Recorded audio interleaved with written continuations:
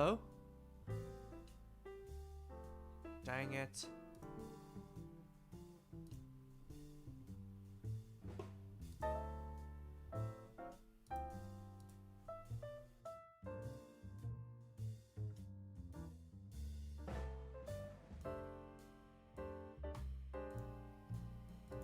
Hello? Hello? Hello? Hello? Hello? Hello? I missed several streams. Is this a Chinese kid? Yeah.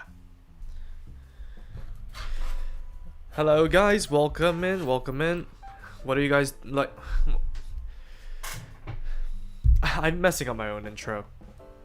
What is going on guys? MJ2005 Gundam here, and today, with a bit of haste, we are gonna be continuing the Alkaid Pink 2 build. Hello Akmaneth, hello Revan, hello Golden Foxy, welcome in.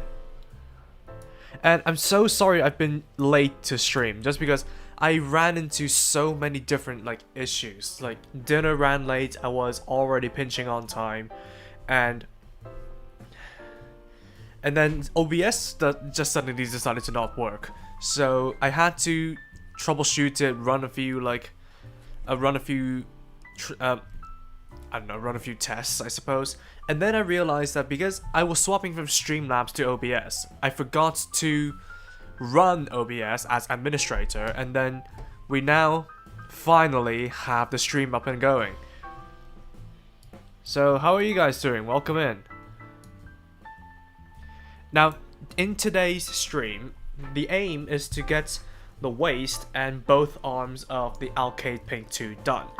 So I'm probably gonna be doing another stream next week, depending on how I feel, because I'm gonna be streaming today, streaming this, streaming David X Machina tomorrow, and then on Monday, given the tracking information, I'm probably gonna be streaming the high-grade Legend Gundam build. So that is gonna be a lot. And I don't really know whether or not I still have it in me to stream next week, but we'll see, because next week is my last week off of work, so I might as well make the most of it. Are you reviewing Display Year of the Horse Kit? No, I don't think so. Good, I'm tired, so probably less mentally unstable behavior. I only noticed it because nobody's here, but yeah, hopefully you can keep your behavior in check. But anyways, without further ado, let's get into the build, because I don't want to dilly-dally for too long and cause me to, I don't know, build the waist and take 40 minutes to do so. So let's crack on. And to be honest, I am thinking of whether or not I want to continue streaming this regularly, because as far as I know, I definitely am not the type of sociable person to just ramble on about topics and whatnot. And you guys have seen how how unnatural my transitions were yesterday, and that's just sort of the person that I am. I'm never the one to really talk about topics, bring up topics. I'm sort of more the one to piggyback off of them, so yeah, maybe I'm not really cut out for this, but I don't know. But anyways, we're here to build, we're here to chill. Hopefully everybody's had a good Saturday so far.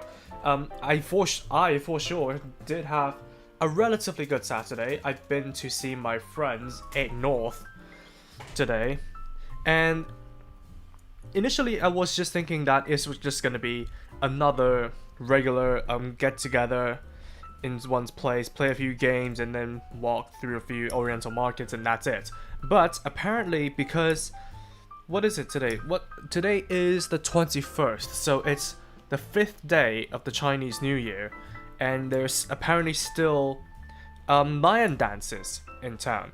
And so after a grueling bit of looking for food, we went to see the lion dance, and honestly, it's great. It's been so long since I've seen a lion dance, ever since I left Hong Kong, and honestly, it just feels refreshing to hear those drums and cymbals again. And something about like lion dancers, I really like watching them do their work, because I've seen like some behind the scenes of what lion dance rehearsals can look like, and they just get really, really grueling. And given that they also have to like stand on poles like they're in some sort of circus, man, I always have like a fascination of stuff that I will never be able to do, and lion dancing is among some of them. Of course, the lions themselves are very well designed and well crafted, and of course they look cute as well, so there's that going for them. And personally, I also like to see like how the lion dance, like what the lion head's mechanics work, because they can also blink and also put out like words from their mouth. Like you know those slips that Chinese people put on either side of their door. They can also roll one of those out from their mouth. And so that's fascinated me a little bit. But it's mostly just for the cultural thing. It's mostly just being cultural. Of course, because it's relatively new to the area that I've gone into. So there was a lot, I mean a lot of people. Of course, that goes without saying that there's a lot of like Hong Kong and Chinese people within the area that I visited my friends in. So obviously everybody is going to be interested in that case. And well, even though it made it hard to see the lion dance itself, it's for the better, to be honest. It's for the better. Next week I'll be doing college exams. Oh, good week. Not good week. Good luck, Akmaneth. Good luck. Fixed stream schedule? Don't worry, I'll help you about that. I cannot do a fixed stream schedule, Revan. I cannot do that. It's only thanks to my days off that I could regularly stream for the past few weeks. Because in my job, I work shift work in a warehouse. And unfortunately, because of that, I don't have like one set day off per week to do streams. And even if I just do weekday streams, that's impossible as well, because I work from 2 to 12. So 2 p.m. to 12 a.m. So I will be completely knackered by the time I get home, and I have no time to myself. I have to go through my nightly routine, and that's another thing for me as well. Like, just because of my job, my nightly routine is just completely out of whack. So I haven't been getting nearly enough sleep compared to, let's say, if I didn't have a job. I mean, that's natural for everybody, but if you're working like the regular 9 to 5, you would have to sleep in early, but you have the benefits of getting home early and sleeping early. But for me, I have the benefits of waking up. 1 second. I have the benefits of waking up late, but I'll have to sleep late just because I work 10 hours a day. I think I'm messing something up and I don't know what. So unfortunately, I will not be able to do like regular streams per week. And the only thing for it is that if I do continue streaming semi-regularly, I'll just throw on a day where I'm free and you guys can join in if you're available. That's the only thing for it. And with that being said, I am probably going to be, like I said, I'm probably going to be streaming the I'm going to do this off camera. I'm going to be streaming the Legend Gundam build when it arrives, and I'm just going to temporarily throw out a date saying that it's going to be next Monday. I have no promises about that whatsoever, but that's when the delivery guy, well, that's when the tracking says that the package will arrive, so I'm gonna throw that on.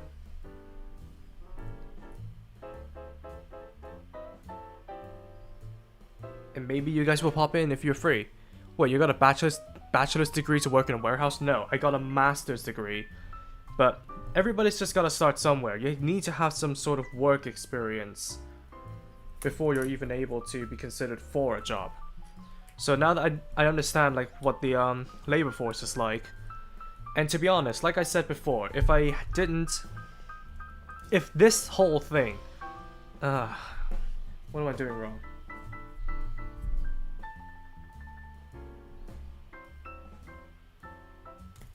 I may need to get my pen vise, actually.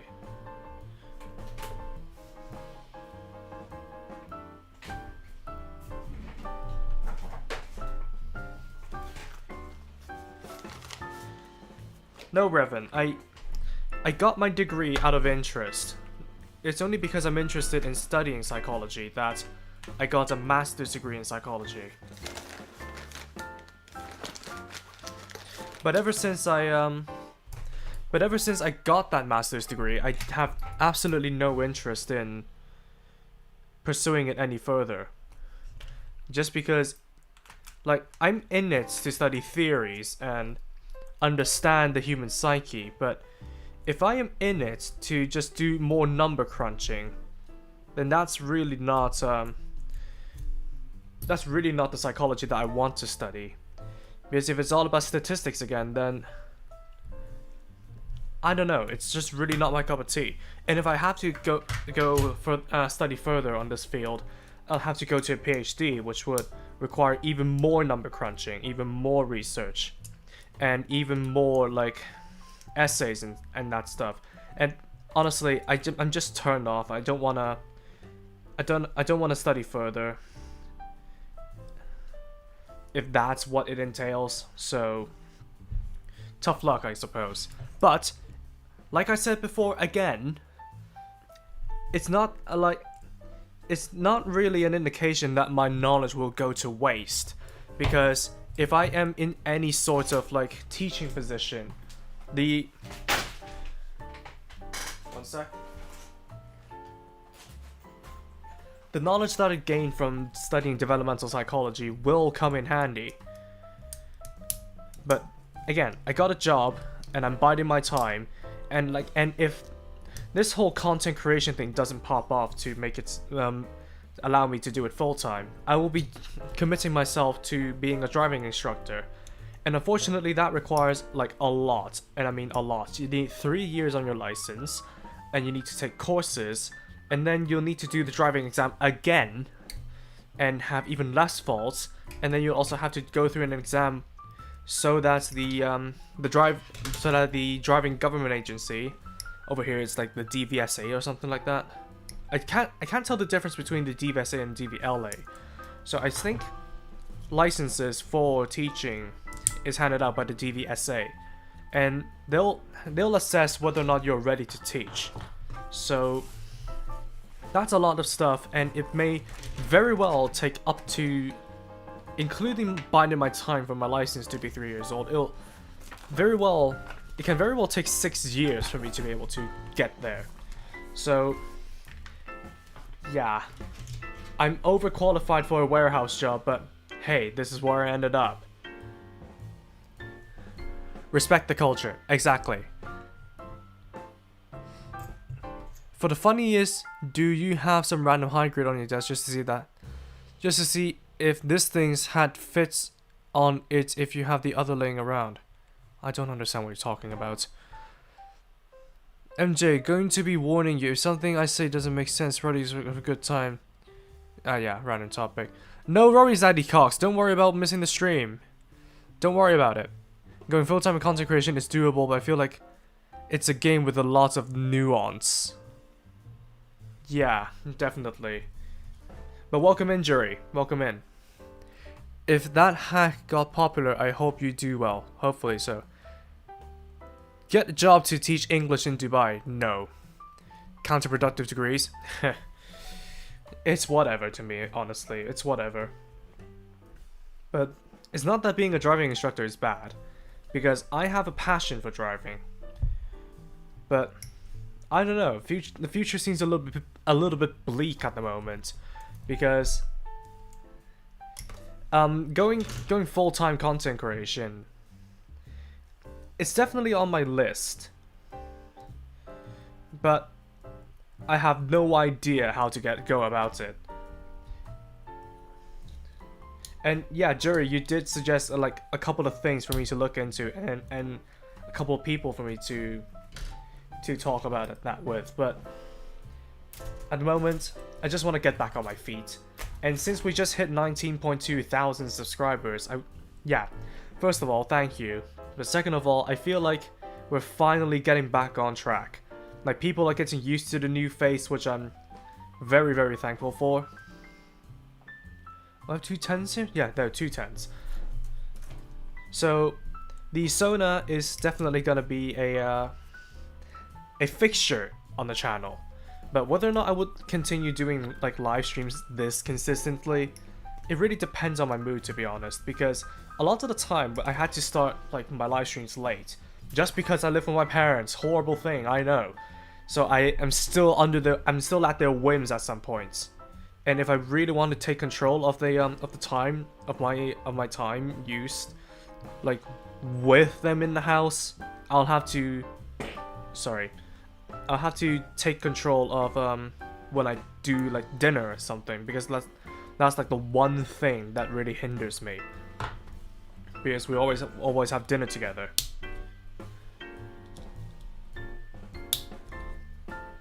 So streaming this consistently, I always had to do it at like this time. So by the time I'm done, it will be far past midnight, like 2.5 hours into the stream. Ideally, if I have topics to talk about, I won't want to just stream for 2.5 hours, to be honest.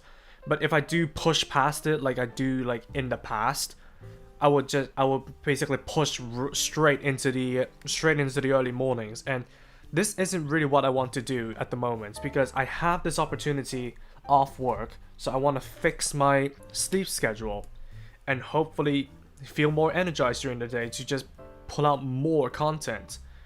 Not necessarily, yeah, that's one for sure, but just having more energy to go through the day in general. So that's what I kind of want to focus on at the moment. But yeah, to any of you guys who are out there, like, do you guys have like, oh, what am I looking for? S6 and S8. Okay, S6 and S8. Do you guys like have any like Chinese New Year celebrations around where you guys are? Because I know for sure there's a lot that's in the UK, especially in the bigger cities. And to be honest, where I visited my friends today, I studied in uni over there, and they never have had like, they were never this like passionate about Chinese New Year, because the most that they've done during my year in uni was have like, I don't know, one day to celebrate Chinese New Year with an event in dorms where they put out like different random Chinese stuff they put on in reception, which is a little bit lame, to be honest. It's faithful but lame. And I kind of felt like it was a shame that a lot of the festivities were saved for the bigger cities like London or, God forbid, Birmingham.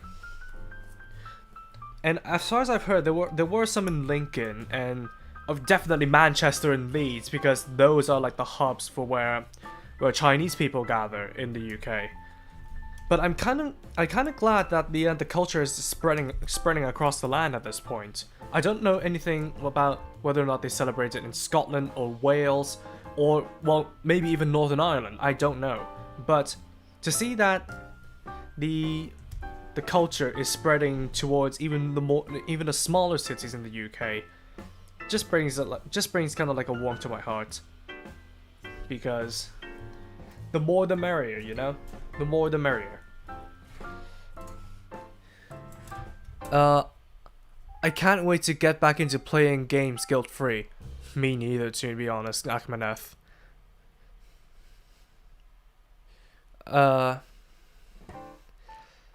Simplified. No. I've peaked ADHD. I've got MJ on phone, clocks and swam on the telly, and a model kit in front of me. Oh my god. I really want to watch Clarkson's Farm. I really want to watch his like funny farm life, but just never got around to it. Like, especially because, oh, for God's sake, I got my finger caught in the runner. But especially because I've blurred my free time with content creation, and whatever time I have left is either spent at work or resting. So yeah, and especially now that Free Rent Season 2 has come out, I want to binge that. And there's also Culinary Class Wars Season 2 on Netflix, and I also want to binge that. I just cannot find the time. Granted, a lot of it is my own fault, because I never let myself just have a day to just relax and just laze around in bed binging stuff. But at the same time, like, there's this sort of, I don't know, like you said, Akmaneth, no, Addy Cox, it's about feeling guilt-free from relaxing or doing things you enjoy instead of work. And for me, at the moment, it's clearing out the 2025 catalog. At least the ones I want to put on the list anyway. I have about 4.5 videos to do because I finished off editing the Gundam Nyan video yesterday. So I will need to take that kit apart and paint it before I'm able to finish it off. And because it's also like a multi-finish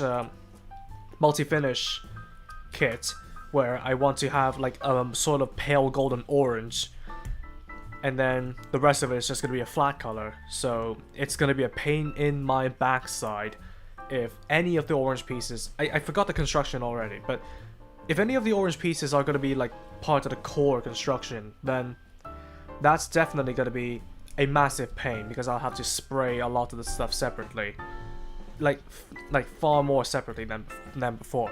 And now I also have the GN flank, the Plutone, which I plan to do next, both of them, and the real grade Wing Zero and the real grade Avalanche Exia. So that's a lot of stuff that I need to do within the next week and a half or so. So I'm a little bit behind on videos, even with average calculations. So I would have to put out a video every 2.5 days to finish off the thing. But at the same time, I really acknowledge that having 20 days off is rare, and I really need to have like 1 or 2 days for me to just laze around, relax, do absolutely nothing, and recuperate my energy before I go back into that dreaded warehouse and hear Absolute Radio again. Speaking of which, I'm not hurting myself off. Like I said, I'm doing this, I'm doing Daemon X Machina tomorrow, and maybe doing the Legend Gundam on Monday. And also, I am gonna be going to London tomorrow because there is an anime con. And I've talked about this yesterday. It's all about like concentrated interests, like removing the whole D&D fantasy elements, just focusing on hanging out with people who like anime. And honestly, I am sort of excited just because it may be a new experience. And even if it would be like a sort of awkward time, at least I got to hang around with, like, hang around people knowing that they're anime fans, instead of just general geeks who are 75% into Magic the Gathering or D&D. So I will not feel as lonely in there. I think there's a big celebration in New Zealand. Ah, I see. We got days off on Chinese New Year, but that's about it here in the Philippines. Ah, that's sad. If I can redo my life, I'll go to technical school to junior high, graduate, and get a job for 1 to 2 years and start college while doing job. There's only holiday but no celebrations here. That's sad. We only have minor celebrations on these select provinces. Aside from that, most of the celebrations focuses on food. I mean, Chinese New Year and food, they kind of go hand in hand, because that's like the one thing that people gather with their families to do. So yeah, I wouldn't blame them, to be honest. I genuinely wouldn't blame them. But unfortunately, we are the only my family is the only family over here in the UK. So, as much as I would like to have a hot pot with my relatives, nah, It's impossible. And we won't be going back anytime soon. Because we have a ton of like visa stuff to sort out about our immigration status. And of course, because the UK government is being absolute donkeys, they keep moving the target, moving the goalposts. But that's not a discussion for this channel. I don't want to delve into politics, and unless it's fictional politics, then sure, go ahead. But I don't want to delve into politics. I don't want to delve into like much serious stuff here. It's just know that we have a lot of things to do before we're able to even think about going back to Hong Kong for a little bit, anyways. At least mainland Island Republic, nothing is done with it. What do you mean? Freerun is on holiday last Friday because of Winter Olympics. Ah, I see. So, Freerun Season 2 isn't done yet, then? But I only assume because it's been so long since the meme came about. Like the meme of the legendary tantrum. I don't know, I haven't been counting. How many episodes are they doing of Freerun Season 2 again? Because I'm like, at this moment, I'm like the type of person to wait until the full season is out before watching it. Which episode are they up to? And as for other stuff, I don't really know what I am looking forward to in terms of like media and whatnot. I think well, there are a couple of movies, like, well, Spider-Man, and, I think it literally is just Spider-Man. Well, Avengers Doomsday, maybe not, I don't know. But Spider-Man, I'm looking forward to that. And I'm looking forward to seeing Season 2 of Daredevil Born Again next March. Well, not next March. Next month. Like, the end of next month. You get what I mean. Ever thought you don't go to Tokyo University or Japan University? No, I don't want to do this whole immigration shtick again. I have been through hell just to get to where I am today because of the immigration. I have not necessarily cut off, but I have left all my friends behind. I've started in vain to build up a new friend group, and I've only just gotten back on my feet thanks to me going through therapy, and now you want me to go through another like immigration with me having my job on the line? No, thank you. I'm not gonna do that again. Not for the foreseeable future. Not unless I find somebody, like find a partner, and maybe have plans to move away from the UK when it inevitably becomes an unbearable mess. I'm very jealous of you. I want to go to the anime con, but I'm poor at the minute. Wait, how many of you guys have jobs out there? Or how many of you guys like are in school? Because I know for sure that's like a good chunk of my audience is in the younger bracket. So they're either looking for jobs, they don't have jobs, or they're still actually in school. The only politic best high grade in recent years. No, I don't want to discuss that. Because there's gonna be like a war in the comments among the 10 people that are here at the moment. Well, unless you're in Chinatown, but that's a different conversation. Yeah, Chinatown, there's definitely gonna be celebrations in Chinatown. Reject politics, embrace building. Exactly. Ignorance is bliss. No politics unless you agree that Shaw is right. Excuse me. Yes, I do agree that Shaw is right. He should have fully dropped axes on us. Unfortunately, the hopeful optimist that is Amuro saved it.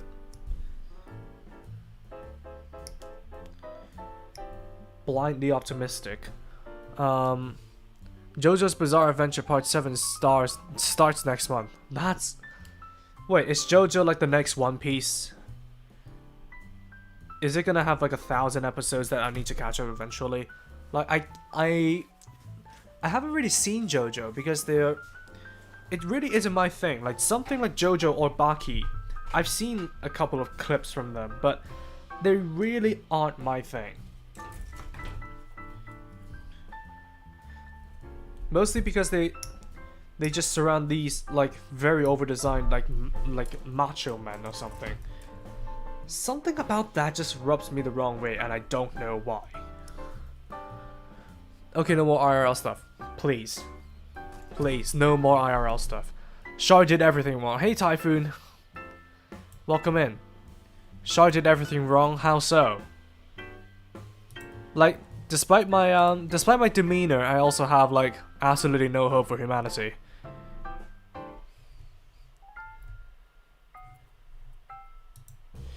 Each part of JoJo should be self-contained enough to watch by itself. At least that's what I think. Well, you need to get accustomed to the characters anyway, so you might as well just start with season 1. Do you want me to speak? No. What spring season? Yeah, spring season starts in March, and apparently starting from then, the weather will start to warm up, which is good for a lot of reasons, but primarily because I am gonna be probably doing more heavier paint work. I'm finally gonna be able to work on my resin projects. I'm finally gonna be able to do like my painting in the garage without much hassle and without freezing my tits off. So I would probably be more willing to do like do more painting projects, because God knows I have a lot of those.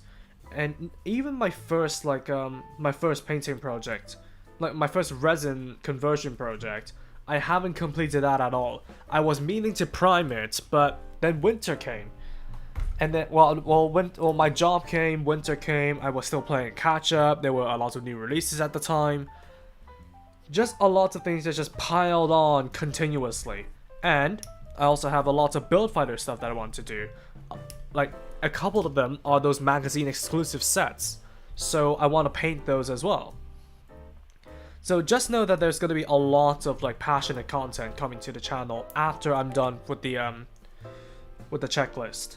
So hopefully that will jumpstart my like reinvigorate me to doing more content, because for the past like year and a half, playing catch up with the videos is just not good at all. It just doesn't feel good at all.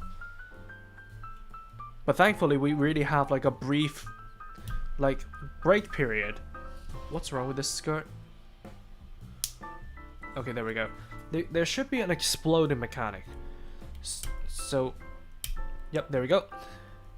And this part is ball jointed. So this this armor expansion mechanic exposes a slight bit more detail underneath. I think according to the PVs they should be grey, but whatevs. I'm planning to keep this thing untouched anyway, because they come in different finishes, and I want to preserve the cartoon characteristic that is the Extreme Gundam explosion. So since this thing is a completely original kit, I'm gonna approach it with my original way. I am not gonna be touching this kit up, because there's no references to go by. So I take my liberties here, and I take my once in a lifetime veto that for not painting this kit up or decaling it up. I'm just gonna put it up scratch because it's an original design I don't really want to touch, because the build and the aesthetics are already good enough as they are. No, JoJo's Bizarre Adventure is hard enough to explain, because every part is vastly different to each other. Like, part 1 is about vampires, part 1 is about the mob, lol.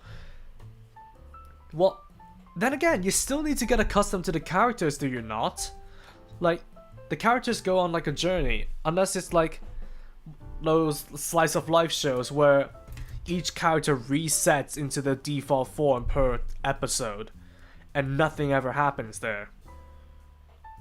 So that's the type of things that I'm scared about. And I don't want it to turn into another One Piece where there's going to be like 1,000 episodes.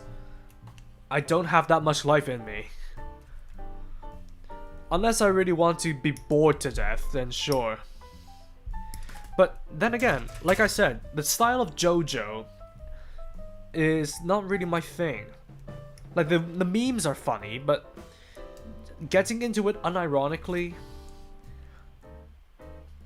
I don't want to force myself into it, if you get what I mean. I did that once before, and it didn't end well for me.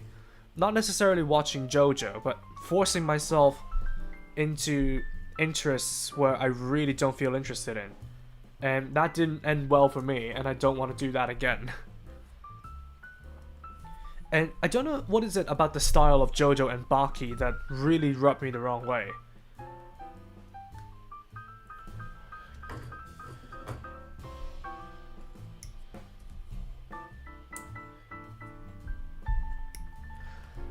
No, it's a different group every season. It's their family. Ah, I see.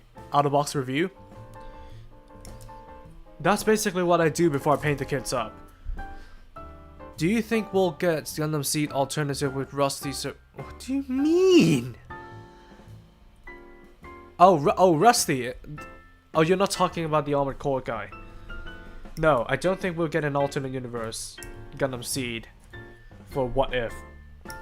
For What If story. Not unless they do it with the metal build, in which go ahead. They really should just keep What If stuff to metal builds. So I'm the only person here with some hope in humanity. That's what happens when you have a Unicorn Gundam fan. I'm a cynical bastard, and I not afraid to admit it. It's the same family. Ah, I see. That's why it's so bizarre. We should get golden experience and crazy diamond joint. Hello, mister. Hello, Miha. Someone disturbed me. Probably nothing. Oh, wait a minute. Wait a minute. I don't want to force this in. They really want me to force this in. So, this big old chunk. Right, so we have a bit of a predicament.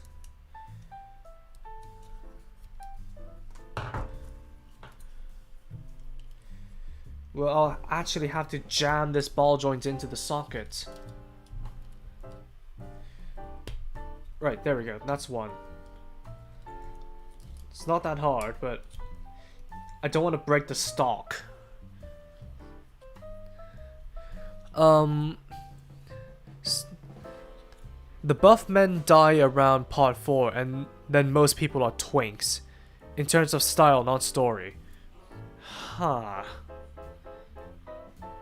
Then again, I'll see whether or not I'm interested in it. Not to say that I don't like buff men in anime, because animated material is about like living out fantasies, is it not? It's probably like half the reason why parts of anime fan service is having like overly sexualized women. But I don't know. But in terms of anime, I don't think I have anything on my bucket list that I want to see. And isn't it funny? Like I was bringing this up with my friend while I was with them. Isn't it funny that a lot of modern media that's good are adaptations or something? Because when you think about it, like a lot of what am I looking for? H20. A lot of recent anime that we usually praise, they're adaptations of mangas or light novels. And I was bringing up the Wild Robots with my friend while I was with them earlier, and saying that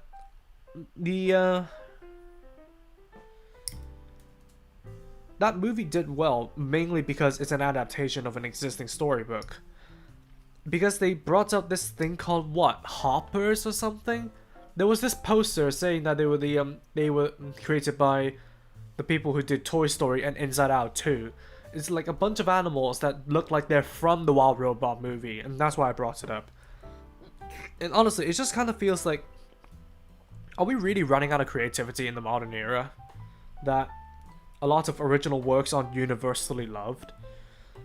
Because when you think about it, like the times when we got the original Toy Story or something, You have like those original stories that aren't adaptations of anything. They just pulled it out their backside and decided that we're gonna run with it. We're gonna write a good story, and do like one of the most groundbreaking things in media of all time. So Toy Story became like the first animated movie, and then it was like mostly universally beloved. And then you get stuff like the first two Terminator movies, and a lot of the classics that we love right now are like original works. And when you think about it now, like good original works are very few and far between, especially in the movie industry. I don't understand why. And it may also extend to anime as well, but then again, I don't really have a wide scope of anime. But if you like to bring up stuff like Shield Hero or any of the isekais featured in the quintet in that gang anime, so like Konosuba, Re:Zero, Tanya the Evil, Overlord, and then now Shield Hero, they're all based on existing mangas. And when you think about Frieren, that was a manga. The Apothecary Diaries, that was a manga, I think. And I think Baki was also a manga. So I just feel like in the modern era, like having some good original stories that aren't adaptations of something is, they're either swept under the rug or extremely few and far between. Like, I vividly remember myself mentioning while I was watching The Amazing Digital Circus with my friend, saying that this is one of the few original works that actually is good in the modern era. And I just don't know if it's just because of my small scope, or is it actually a phenomenon that I'm not really looking deep enough into. MJ hates Barra Buffman. Hey, Johan. Hey 2S, hey. Welcome in. 621, what is your favorite Gundam series? Mine is 00. I'm not called 621. Buff MJ enter my brain here. Hey. Don't say that I don't like Buffman. It's the art style that I don't really like. To be honest, if I had to show myself right now, I've worked in a warehouse for about 7 months, and I definitely have gotten buff. Ah, the snail. Have you checked out the SMP Balteus yet? No, I haven't. Original anime need more effort, and if it fails, it won't have an incentive to commit to making more original works. That's kind of why I felt like G-Witch and G-Quux kind of fell short. I don't know, because we have Hathaway, which is kind of like an adaptation of the Tomino mangas. Even though I've heard, I haven't seen it, even though I've heard that they're doing their own spin on the Hathaway story, it's still primarily stemming from Tomino's original writing. I know for sure the first movie is almost beat for beat Tomino. So, I don't know. I could really just be looking too much into this and arriving at a moot conclusion. I genuinely cannot tell modern Pixar movies from standard Disney animated films anymore.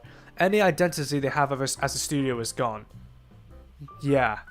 Also, there's like this black speck in the upper middle of the screen. Might be an OBS bug? What do you mean? My output's fine. Even while I was no, I was streaming on Streamlabs before, and then last night, because I thought maybe I want to do some multi-streaming and stuff, so I just downloaded OBS and just converted of everything that I have there. Wait, are my control audio use OBS? I think my alerts have gone, but I'll sort that out later. We have enough technical issues right now. Damn, Soul Boy MJ, yeah. Oh, Chiktori, are you in here? It may be a bug on your end, or your screen might just be dirty. But for me, my output is completely clean. And by the way, I replaced my cable, so hopefully there won't be some camera issues for today. Hathaway is such an incredibly good adaptation that I don't really mind it. But that's the thing. It's an adaptation, not an original story. It was an original story when Tomino wrote it, but my point is, good original works are so few and far between nowadays that the stuff that we praise now, the stuff that we praise about modern media, they're all adaptations. And I forgot one primary example, Chainsaw Man. Chainsaw Man, written by Tatsuki Fujimoto. I think he also supervised the anime. That's why it's so good. But then again, it's adapting from a manga.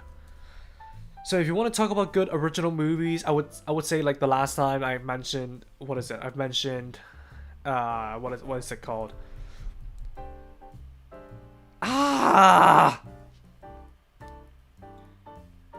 I've already forgotten what the AI Justice movie is called. I brought it up to my friends today and I completely forgot.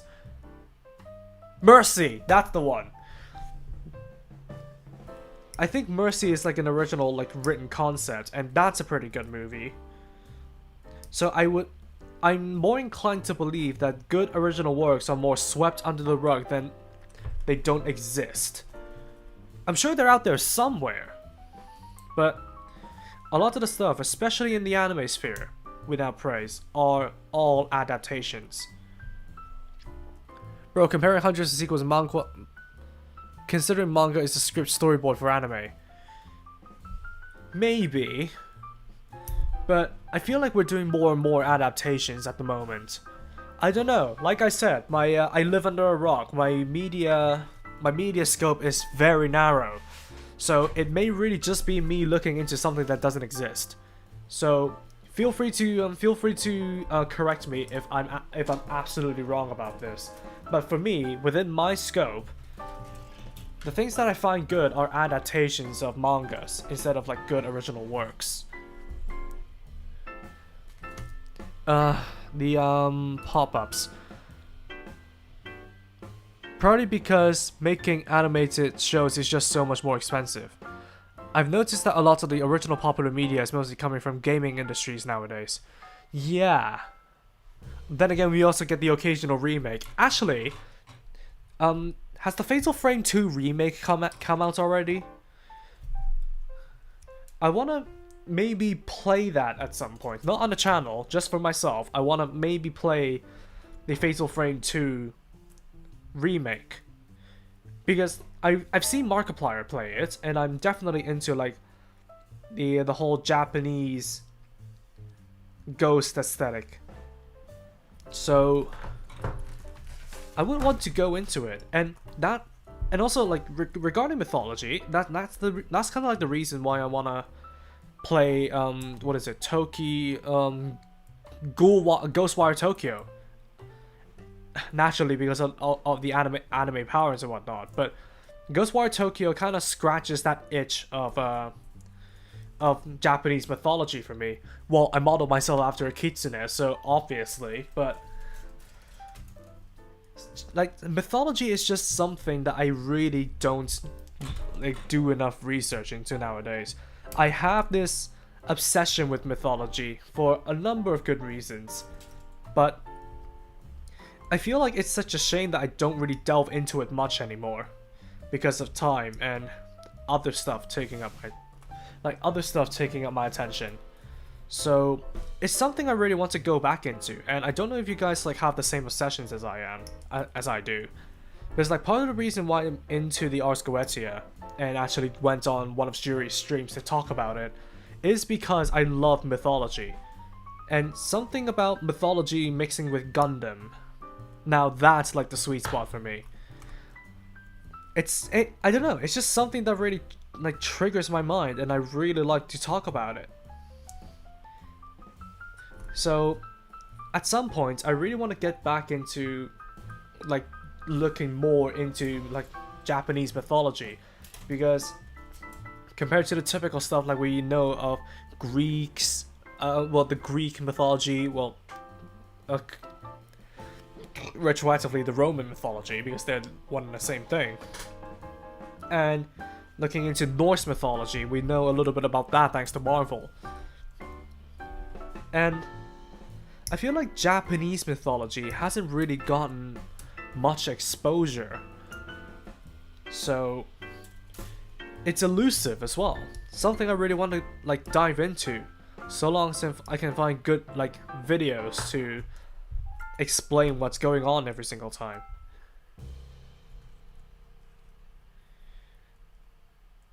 Yep. So it's safer to go with a well-loved manga. Yeah, I suppose that would be a good cost. Let me put this piece in before I catch up with you guys. Finally, I had to catch up with chat because I have so much to yap about. Like, is this the key to go into doing streaming? Like having stuff to yap about for ages? And by the way, speaking of stuff to yap about, what do you guys think of the Gundam card game? Because I've bought myself, I think, the seed set, and also have a demo pack that that the Gundam base in London gave me while I tried it out. I've only played one game of it and I won because me and my friend and I, both beginners, but I have some knowledge about like battle spirits, and that kind of helped me a little bit. Because if you guys have never heard of it, which I don't know how, a lot of you guys have never heard of battle spirits, and basically Battle Spirits is yet another Bandai Namco game, like Bandai Namco trading card game, and it ran for like a good number of anime seasons. My knowledge with Battle Spirits stems from Brave, so the arc that stars Bashin Dan, and it was like one of the animes that I've grown up with, and I absolutely feel like it's a shame that I've never really gotten into it back in the day. Granted, I was a wee bitch. Not wee bitch. I was a wee little child, and I don't nearly have as much permission as I do now. Now that I'm a fully grown adult, anyway. Not from the outside. Not from the outside. People still think I look underage. But with Battle Spirits, it was like all the rage when I was in school, and everybody kept talking about how they collected this one X rare card, and maybe even quoting the anime. I forgot, and the quotes are like gone from my head at the moment, but of course people like take the absolute mickey out of summoning the Zeke Apollo Dragon and like braving two spirits, and like the starting phase, core phase, draw phase, refresh phase, not refresh phase, start step, core step, draw step, refresh step, setting up nexuses, summoning spirits, and then going into the attack step, and of course taking attacks from the life.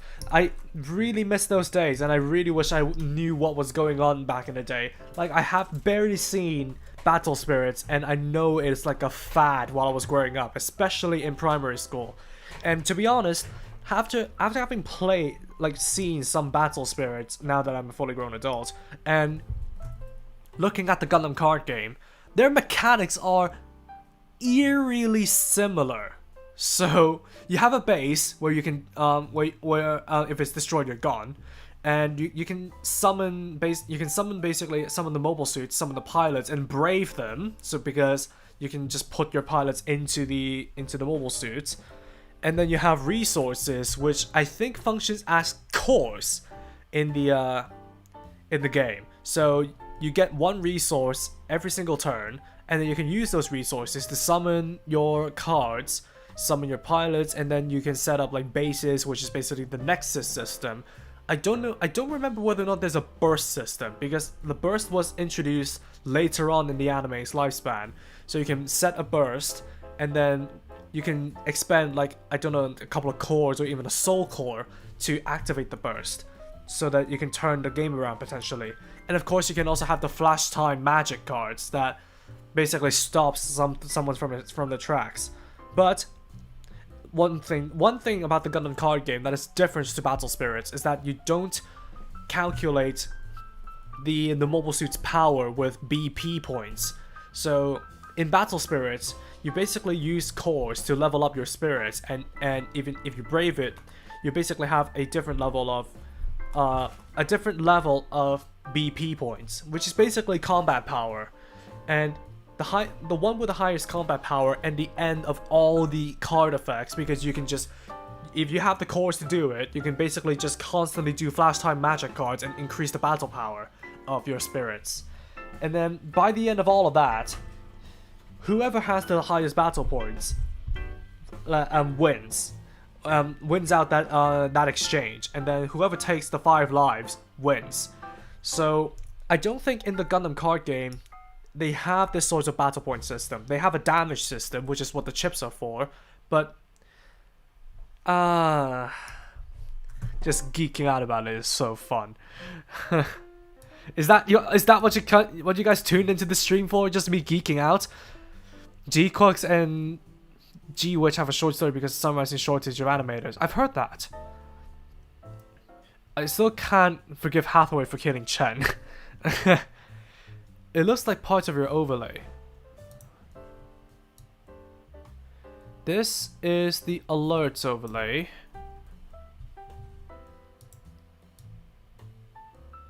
This is the later. The BRB. I may need to clean up my overlay at some point, but I'll take a look at it a bit. We have enough technical issues from the start of the stream, so yeah. Making an anime with an already established fan base is easier since we already have people interested in the IP. I can understand why people don't risk making new media unless it is a spin-off. Yeah, I see. A little black spot that's on top of your screen.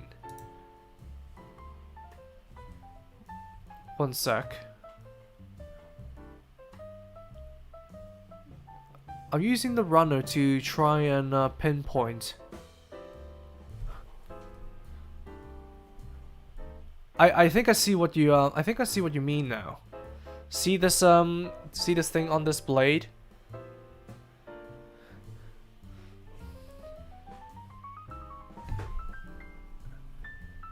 Let me actually back out of the program.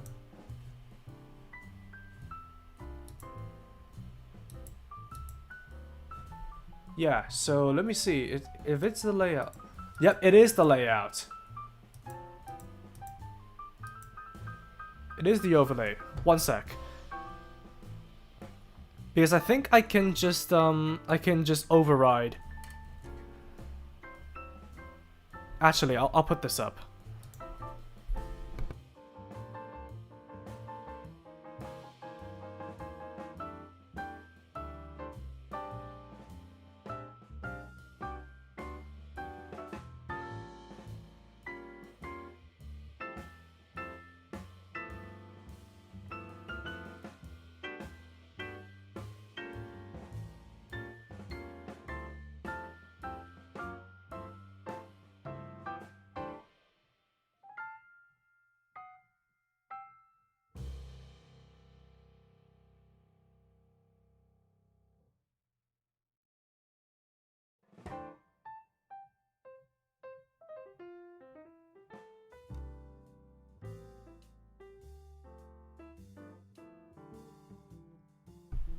Is this any better?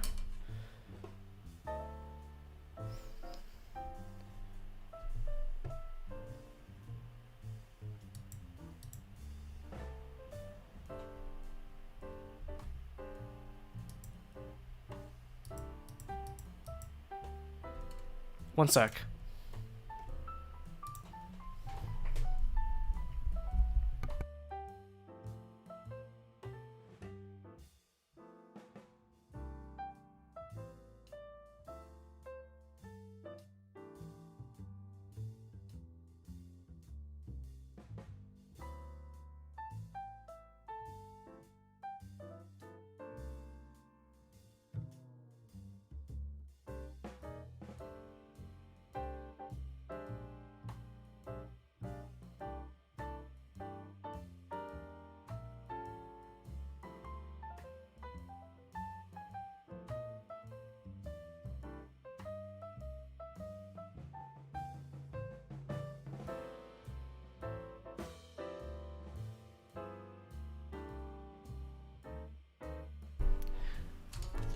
this should be... Yep, it's gone. It's gone. That's good. Thank you for bringing that to my attention.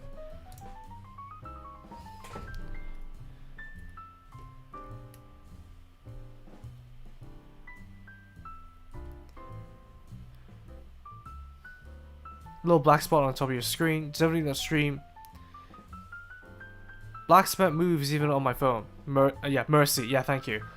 A lot of me made nowadays in the gaming scene. Also, if an anime adaptation of a manga just came out a few years before, it's hard to consider it unoriginal. Yeah. You're the second person that randomly brings up Markiplier today. All praise to, yep. I was like this close to bringing up Iron Lung a few minutes ago. Simply torturing an old franchise is not the same page as adapting a manga. The first is parasitism, the second is revival. Then again, I'm, like I said, I don't have the widest media scope ever. But Persona 4 is wait, that, well, come on, stop giving me conflicting decisions for whether to play Persona 3 or 4 first. Cards with tabletop models? No. Battle Spirits is literally just a card game. Unless you can play it on a Mac, I have no interest of Gundam card game. Keep it simple with 5 steps. I only know Battle Spirits because of HoloLive. HoloLive plays Battle Spirits? I thought they completely abandoned that. Wait a minute. Okay, there's my EQ. I thought my mic wasn't working at the moment. Okay. Oh yes, in the Gundam card game, the meta right now so far is a blue-green. 144p is better. Mine's like buggered, so I can't give my 2 cents. Random ass gym.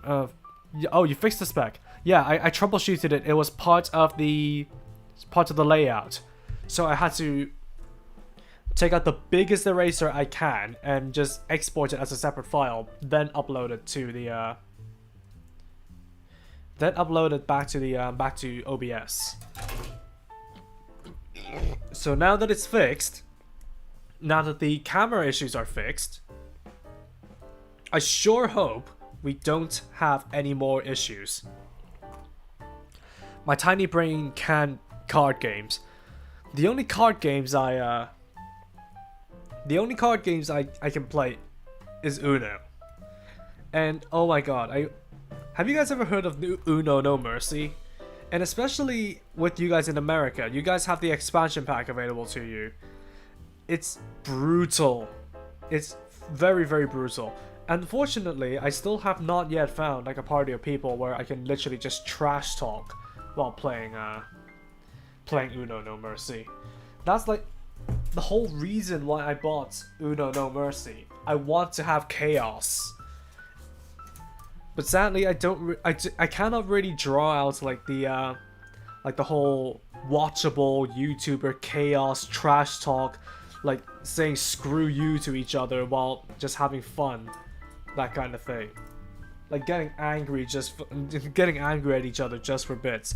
I cannot draw out that type of energy from anybody I played with, so it's a little bit unfortunate. But if you, I really want to find somebody I can play with that can bring out that chaos energy inside of you guys.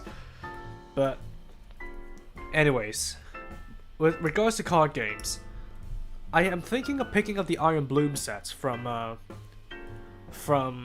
the Gundam card game, just to kind of like satisfy my inner battle spirits geek thing. I don't know how to describe it, but just to satisfy my inner child, let's say. And fun fact, if you guys didn't know, Gundam did actually do a couple of collabs with Battle Spirits. I had thoughts of getting those cards, but I ultimately pulled back on it because I didn't want to spend my money callously at the time. But I don't know. And then like the whole thing about the whole thing about TCGs again is that there are so many effects on the cards that they can easily power creep each other. That's kind of like a marketing tactic for like Pokemon cards, is it not? And while I was playing the demo game, while I was in London, there were so many effects that I literally did not remember to activate that it's just, I don't know, I just feel stupid about it. And if I were to play it competitively, I would absolutely lose on the first round.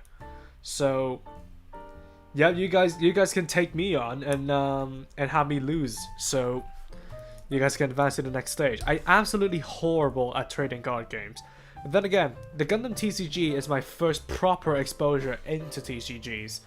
Because like I said, even though I know of Battle Spirits, even though I know of Yu-Gi-Oh!, know of a Magic the Gathering, or if you're into Disney stuff, I know about Lorcana. I was never really an active participant in it. Just because I'm less of a deck builder. So I don't know the intricacies in trading card games. But I have actually done something similar in Plants vs. Zombies Heroes. So Plants vs. Zombies Heroes is basically Plants vs. Zombies but TCG. And I literally couldn't win a single match when it got further into the game. Just because I don't really have the brain to calculate like synergies and whatnot. And of course, with trading card games, you'll have to be extremely lucky, because I don't know whether or not it's like a rule in proper trading card tournaments that you'll have to shuffle your deck before you go in, because like that's one of, oh god, wait, is it the M runner? I don't have the M runner with me. Wait a second.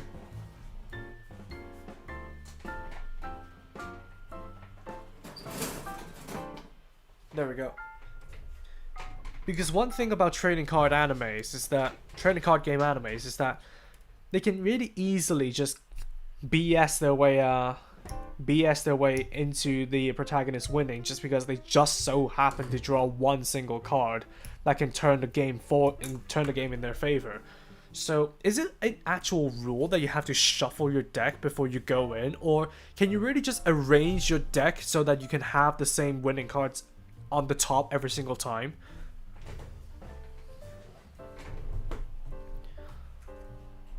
I used to play some Magic the Gathering back in the early to mid 2010s. It's been around for that long, huh? Oh, I see.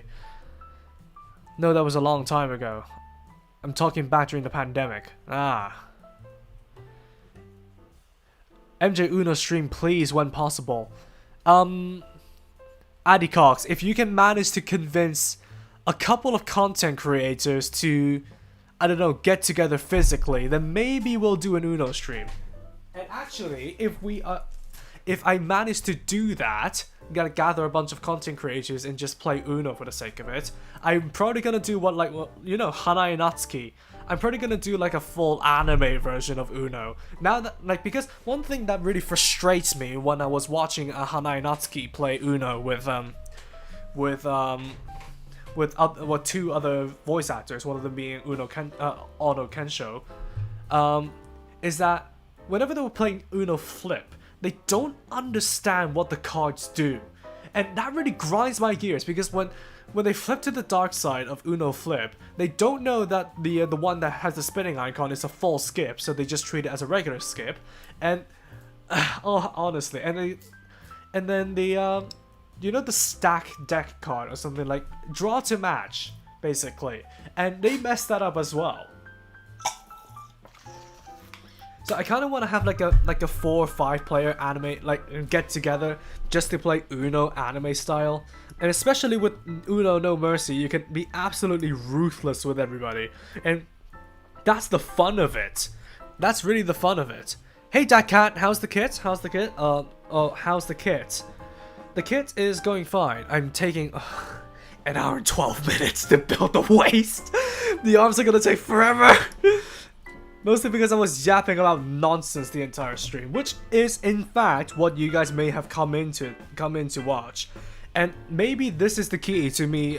If I'm building something that you guys like has wider audience appeal, then maybe this is what you guys will come into my streams for. But the kit itself feels like a good small company kit, to be honest. See, well, with China Plot, you can very easily get random fitment issues and whatnot. For this one, yeah, sure, there are a good few tough connections, but nothing too troublesome. But honestly, seeing as how long I took to complete the waist, like not even completed yet, I'm doing the side skirts. Part of me is just very glad that I didn't decide to complete the waist yesterday. Just because I was getting so knackered, and like I said, I had a long drive today to visit my friend. And honestly, I really shouldn't stream too late into the night today either, because I have to go to, not that I have to, but I'm going to London tomorrow. And unfortunately, my parents are tagging along just so they can have their own adventure in London. Which, I mean, okay, but then again, the whole reason why I wanted to go to London alone is just so that I can be at my own mercy. So it's just unfortunate, very unfortunate. But if I have to take one blessing from this situation, is that I save on fuel. I save on fuel. I can sleep in the car tomorrow whenever my dad drives me down, and all that good stuff. It's in Hammersmith, so it's gonna be a long way away anyway. So with an hour on the train and an ungodly drive beforehand, it's gonna be an ordeal. So I'm not gonna stream too late into the night, but this is the Alkaid Paint 2 with the waist. So there's also like expansion mechanics that I cannot access because I have no fingernails. Let's see. Dude, NTG got started in the early 90s, literally the OG trading card game. Ah, I see. No wonder it's like a fad over here. The nice things about playing the online version of TCG is you don't have to keep track of your effects. The game handles everything. Yeah, exactly. But then if you want to implement like something like Battle Spirits, where you can have like flash time magic cards where you can play out of turn, that is something that I think still requires some brain power to comprehend. Okay, so next thing on the list will be the arms. So let's see, I think I literally have all the runners that I need. So I need a C. Is this C? Yeah, this is C. I think I have G on the pile next to me. Yep. I have G wherever H is. I should have that as well. ACGH. ACGH. Wait, I don't have the N runner with me. Really? I have Q. I have Q. I have L. I have L. I have P. So I have the bottom row done. I have M. I think that further one is J. No, that's S. I don't need S. I don't need S. And what is this? This is J. I need J. So I have 1, 2, 3, 4, 5, 6, 7, 8 runners. It's asking for 9, and I think it's the M runner that I need. Unless I'm losing my mind, aren't I? No, I have the M runner. So I have ACG, so I think it's just, no, ACGH I have. I think it's just the N runner I need. Yep, got it. True, but to me, war games appeal more than TCGs, but they're even more expensive and take more work. But there's a lot of room for flavor or RNG-centric builds instead of purely tactical ones. There are some cheaper war games out there, but they're niche and hard to find people to play with, which is why Warhammer stays so dominant, lol. I mean, I've seen people do like a war game with Gunpla, and honestly, I really want to export those rules if the creator allows me to, and just play a game with somebody, just to gather a bunch of content creators and just play a Gundam war game. Because you can find Warhammer players everywhere. There's literally dedicated stores here in every single little town or city. whenever it comes to China plot, for me, it's not fitment issues, it's plastic quality. The plastic quality feels a little bit cheap, but it's not bad. But yeah, my experiences with China plot, well, Chinese knockoffs, are well mostly fitment issues. 50-50. I have nothing else to say for the rest of the stream, but stay hydrated. Yeah, I literally have a bottle of water with me, or you guys would like to say a bottle of water to take the piss out of the British. I can do Scottish if you like. And have a bottle of Iron Brew. Maybe a bottle of Scotch. Yeah, do the rest of the stream drunk. Yeah, do the rest of the stream drunk. Drunk out of your mind. Oh my god, what the hell am I doing with my life? I looked away, what did I miss? I was reorganizing runners, so now we are going to be doing the arms.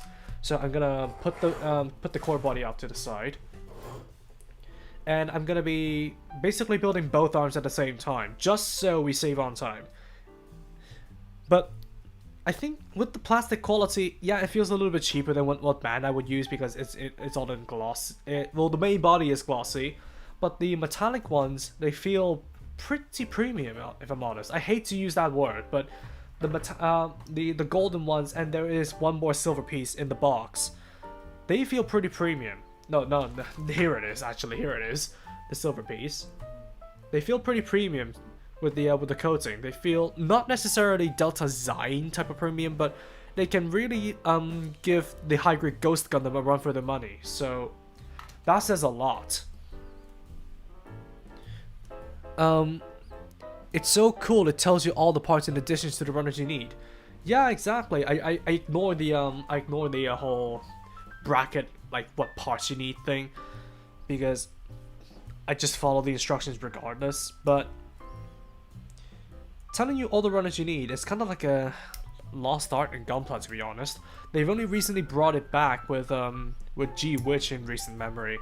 They used to do that with the real grades, especially I think the real grade Zaku actually has something like that. Tell me if I'm misremembering, but I remember some real grades actually having a runner's list before they get into the sections. And I know some master grades do have that as well, but it's far too underused in my opinion. Like this is such a succinct way to organize runners and take the edge off that I feel like they're not really doing that enough in gunpla. So for something like this that has about what is you in the letter of the A B C D E F G H I J K L M N O P Q R S T U. So that's 21, and you split the T runner into another second one, so there's 22 runners just for this thing. And luckily they're all named differently, thank God for that. But having the ability to organize your runners and actually see what you will need for that particular part, it really just takes the whole edge off. Like I emptied out one of the runners last stream and I didn't even know it. And going through the build like this just feels more manageable, to be honest, especially with stuff like that has like 1,000 runners or something like that. Just a perfect grade Unleashed new Gundam do this as well, because if it doesn't, then I really have a bone to pick with them. Saves a lot of time. Surprising to see that level in a QOL in a China plot manual. Wait, does the Sentinel not have that 2S? It's been a long time since I've seen those streams and laughed back at what we talked about, but does the Sentinel not have this level of QOL? If it doesn't, then we really have a problem here. And yes, I'm in the homeland of Warhammer. That's why everybody who thinks of this hobby immediately thinks of Warhammer. So they don't even bother to think that, oh, there may be other like model kits that exist out there. I'm not even like trying to poke fun at how they don't recognize that gunpla is a thing, because frankly it is becoming a bigger thing than usual. Like when I was staying with one of my other friends down south, then their local their local store actually has a Gundam statue there. And to my surprise, when I went to the local store up north today, they also have a Gundam statue there. It's like something similar to a 1/10th statue, so something human-sized. Well, the ARC-782 is my height, so it's a little bit smaller than 1/10th scale, but you get the idea. So Gundam is becoming such a big thing here, and yet I still feel like it's a shame that there's barely anybody talking about it, like out there. Maybe I can use my exposure and powers to bring more joy to Gundam. Basically, become the UK version of Meijin Kawaguchi. I don't know. That's such a bloody pipe dream, mates. That's such a pipe dream. But Gundam is becoming such a big thing over here. It's just starting to be hard to ignore. So I'm glad about that. And especially, like, let me show you guys. Actually, let me actually show you guys. If I can get my import my phone photos into the what is it? Into my computer, save as a JPEG. It should pop up wherever my stream dump thing is.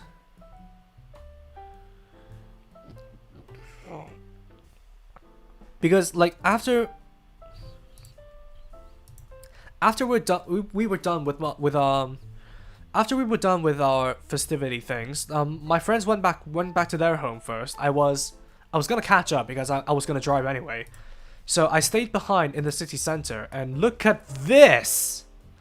I should probably put this under the layout. One sec. Under the layout. So look at this.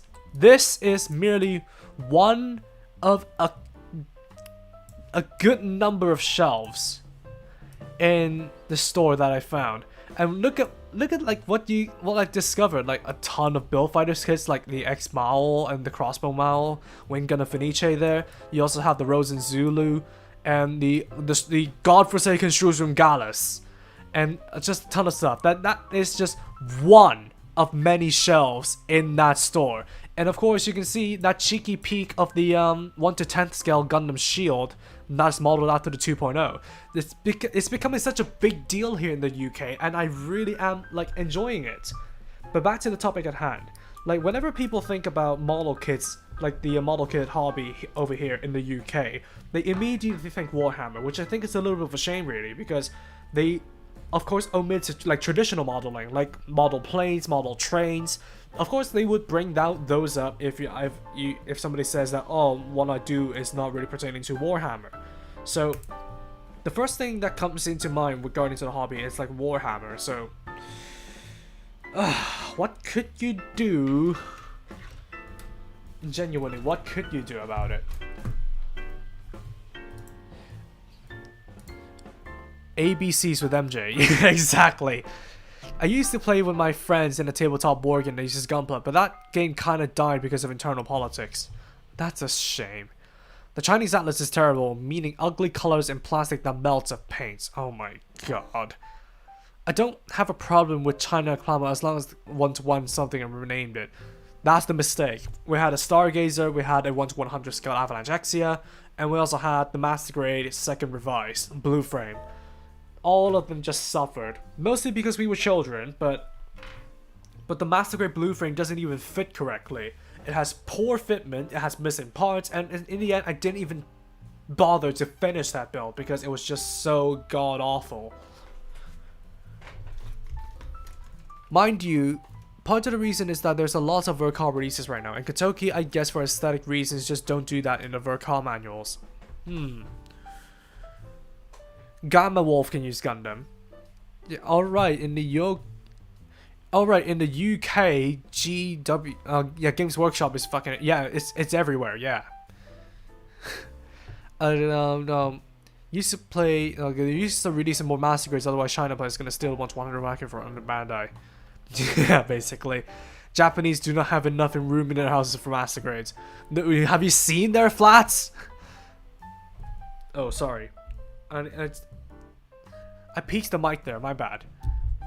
It doesn't point out the specific parts you need the manual, no. I think the master grade stagnation is more a result Bandai not want to perpetuate multiple scales. Maybe, and especially because they have like this entire network of 30 minutes titles to keep up. They're really just stretching themselves thin, as I think. I don't know if you guys see it that way, but to me, I think Bandai are really stretching themselves thin. I'm just yapping about random crap and I don't know what I'm looking for. G8 and G9, 2 sets of them.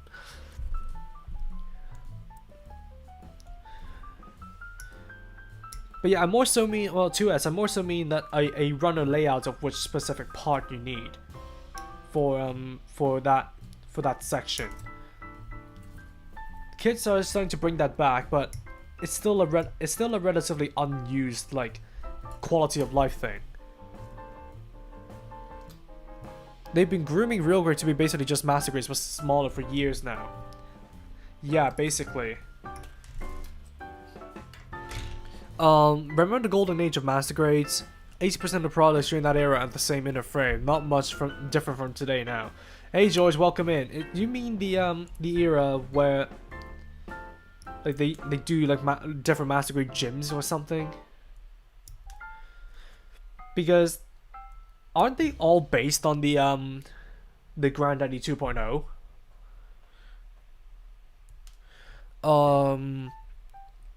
Each of the perfect grade unleashed new runners have the parts of the build they use for printed on them though. Is that though or through? On them though, and you can split the runner into smaller sub-runners for each part of the build. Okay, so at least Bandai is aware of such quality of life things. That's good then. It's because they're protesting Games Workshop, basically. I believe you can do it. Become the UK Gunpla King. Can't wait to see you in the uniform with the Char mask. No, I'm gonna put on the second Meijin Kawaguchi costume with the trench coat and the red sunglasses. Holy moly, Meijin. It's funny. Military modeling and trains are the stereotype of what modeling is to people who don't know or people who are older over here. Unfortunately, that has been overtaken by what is it? That's been overtaken by Warhammer over here. Plenty of unks around. Hey, what's your definition of an unk, mate? There's a model shop that opened like 8 miles from me, and that's a big focus on gunpla as well as traditional tanks, planes, and even ships. The owner is a huge G Gundam fan. Hey, Ned Dolls, I've talked to you on Discord, haven't I? Like, you're from the UK, so maybe I should take an adventure to where you're from. Whatever that store is called, you can DM me so that you don't dox yourself. But whatever that store is called, I'm gonna visit them and I'm gonna geek out about it. Preferably when my Nether Gundam is completed. Yes, I didn't stutter. I do have a Nether Gundam in my backlog. Because if you guys didn't know, there was this release from K17 Academy that did like full resin kits. So during that batch, I think they did the perfect Xeon legs, 1:144 scale. They did a 1:144 scale Nether Gundam, and they did. I should have muted my phone.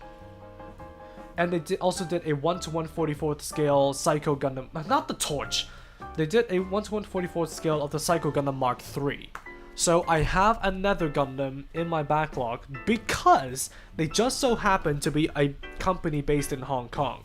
So I asked my friend to help me buy it. Of course, I paid them back because I was going back to Hong Kong last May. So I now have it in my collection, in my backlog. And because it's resin, I don't really want to take risks. So I want the weather to warm up so that I can stay in the garage for prolonged periods of time and actually work on those resin kits. By the way, like I said, this year is going to be a year full of exclusives, mostly because of those resin conversion kits. Back when they released like 12 master grades per year, yeah, I see. Oh my god, I'm so sorry, mate. I'm so sorry. I need to balance out my mic levels. partially because P-Bandai was less possible in the 2010s. It was less prevalent back then. Like, of course, it wasn't exactly scot-free because we have a good couple of main characters from Build Fighters thrown into P-Bandai. Cough cough, Jim's counterattack, cough cough. But it was nowhere near as prevalent as they are now. And if you have to tally up the stuff they released in P-Bandai and the stuff they released in retail markets, they're more or less the same compared to like what they released purely through retail in the past. And I think that's like a very disturbing phenomenon, because given how like this year we don't really have many active Gundam projects except for Hathaway, and given how empty the year feels like, they're probably gonna be releasing more premium Bandai Gunpla compared to retail Gunpla, mostly because they stretched themselves thin with all of the other labels and whatnot. They've only just released the real grade Red Dragon, which I don't know if I'm gonna be reviewing, honestly, because the high grade is good enough for me. But what do you guys think? What is it? To be honest, I'm enjoying the 1:144 scale market nowadays, the size nowadays, to paint nearly every kit I build. It's just so easy and comfortable to paint. Why do you think my channel focuses on high grade so much? And it's not just because of the ease of painting. Well, obviously G-Quack's really thrown that out the window then. But it's mostly because of the variety of stuff. Because they can easily just manufacture like a high grade with basic engineering and just call it a day. And the master grade fans, granted, whatever releases they get will be bangers, but they don't get nearly as much variety as like people who enjoy 1:144 scale stuff. So that's why my channel focuses so much on high grades, and that's maybe the reason why I'm drawn to high grades to begin with. Granted, there could be some parts of my, well, where I began that's talking, because I started this thing with the high grade Gundam Age 2, and then I don't know, maybe there's still that sort of that side to the enjoyment of this hobby that's still lingering around in me, but I enjoy high grades the most because they have the most variety.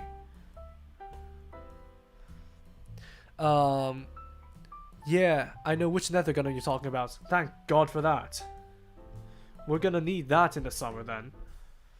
Because if you guys don't know, the Nether Gundam they've actually made the windmill blades spin freely, and they've actually included an actual motor in the set. It costs about 500 Hong Kong dollars. You guys can do the math yourself. I'm not gonna be doing it at the moment. And that thing costs 500 Hong Kong dollars, and I think some of it, most of it is gonna be for the resin prints. Let's be honest, but like some of it is definitely gonna be on those motor parts. And from what I can tell from the set, the motor parts are from a small model fan or something like that. There are like stock fan blades included in there, so I don't know where they would have ripped that from. Is that even a thing? Like having model fans? Or am I just chatting out my ass?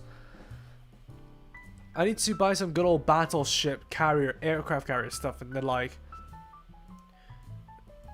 that model and 30-minute sisters to go with them. Yeah. Also, painting early real grades become a nightmare for me, not because of those weak frames, but because of too much part separation. Oh my god, you haven't seen my Team Bright, you have seen nothing if you haven't seen my real grade Team Bright custom RX-78-2. That thing has just so much part separation, it's just hard to build. And it's not even for good reason as well. They wanted to show off that they have the ability to do good engineering, but at the same time they've compromised the enjoyability of the kit. They're showing off for the sake of showing off. back in the day. And especially with those weak frames, they really are making a good point. Oh yeah, by the time we get to the wrists, I need to bring out a tool because they've implemented a tool to make assembling these wrist joints easier. And does this kit not only have 2 hands? Or does it have multiple hands? From the looks of it, you don't, like, there are separate finger parts, but from the looks of it, you have enough hands to use them all. So I feel like they're gonna allow us to build all of the hands at the same time instead of just swapping finger parts. That would be nice, actually. That would be very nice. Although I need the second G4 and wherever the hell that is. Send you the store in DMs. There's a pick and mix sweet shop also next door, so you can get some gunpla along with a bag of sweets at the same time. Oh my god, pick and mix sweet shops. I have never been in one.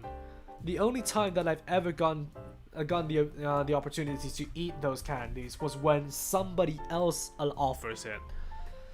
Because I've seen those stores, like, I don't know if it's the same in the UK, but I've definitely seen some pick and mix sweet shops back in Hong Kong, back in the olden days. God, I feel old. I'm 24 and yet I feel old. So yeah, I've definitely seen those around, and it would definitely not hurt to jog up some good old childhood memories, because like parts of those stores, this is gonna be tiny, because those stores also sell a side of like Chinese medicinal stuff. This is gonna be a pain. You need to get this vent piece exactly right in order for it to fit.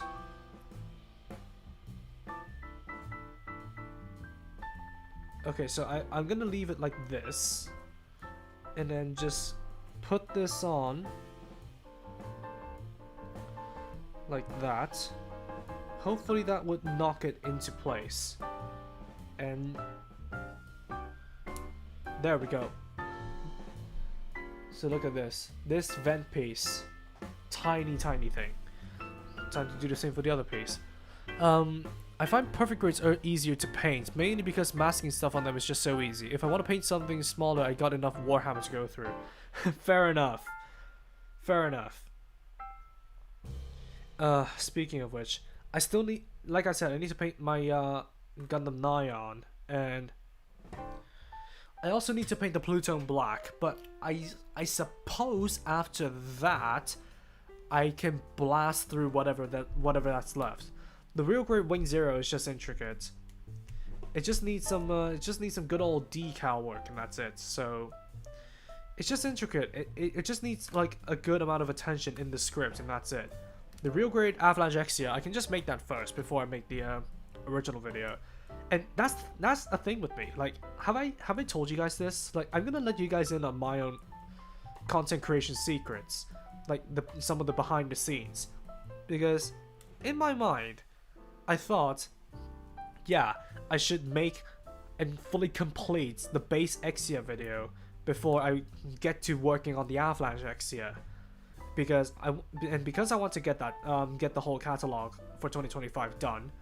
I need to blitz through that video first. But then this is gonna be annoying. But then I realized, wait a second, I could just finish off the Avalanche Exia video and be lazy for a little bit, and then upload it, private it, and then publish it whenever the base video is ready. So it's like, it's not gonna impede on my progress, and it's not gonna like not distort. It's not gonna. What's the word? What's the word? I can't think of the word, but it's not gonna ruin what I have in mind, and yet it allows me to make progress. So then I like had a realization, like had something that I'm curious about. Have you guys ever have you guys ever been so tunnel visioned in what you do that even though when there is like a much better solution staring you in the face, you don't realize it? because that's one of the that's one of my instances. Granted, I am the person who asks for my glasses whenever. No, let me rephrase that.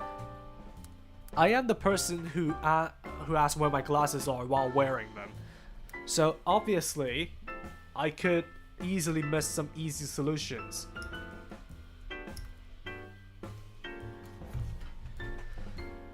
Damn, G-Quacks didn't even get 1 to 100 skill releases. Oof. Yeah.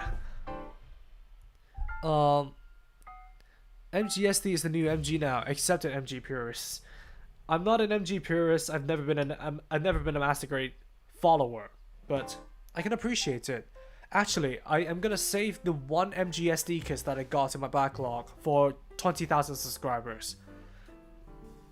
And yeah, in case you guys don't know, I am doing a whole like subscriber goal thing, because if I can get to 20,000 subscribers before we roll around to May, I'm gonna buy the not Master Grade.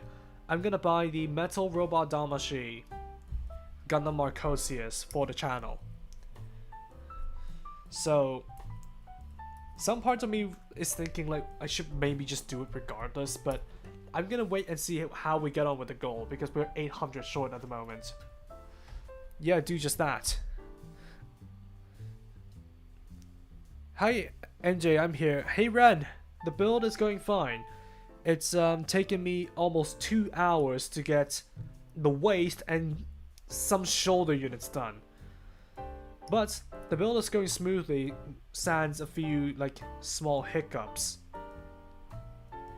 But granted, the fitment is actually great.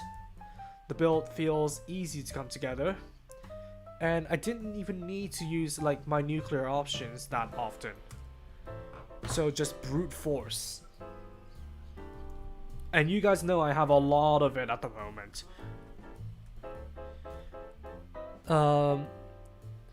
Tamiya probably has it. Okay, no one realized the shenanigans I'm playing with Belgians. Yeah, do just that. Wait, I think I'm lost on the conversation table here. Or is my chat actually not moving? Well, I'm caught up.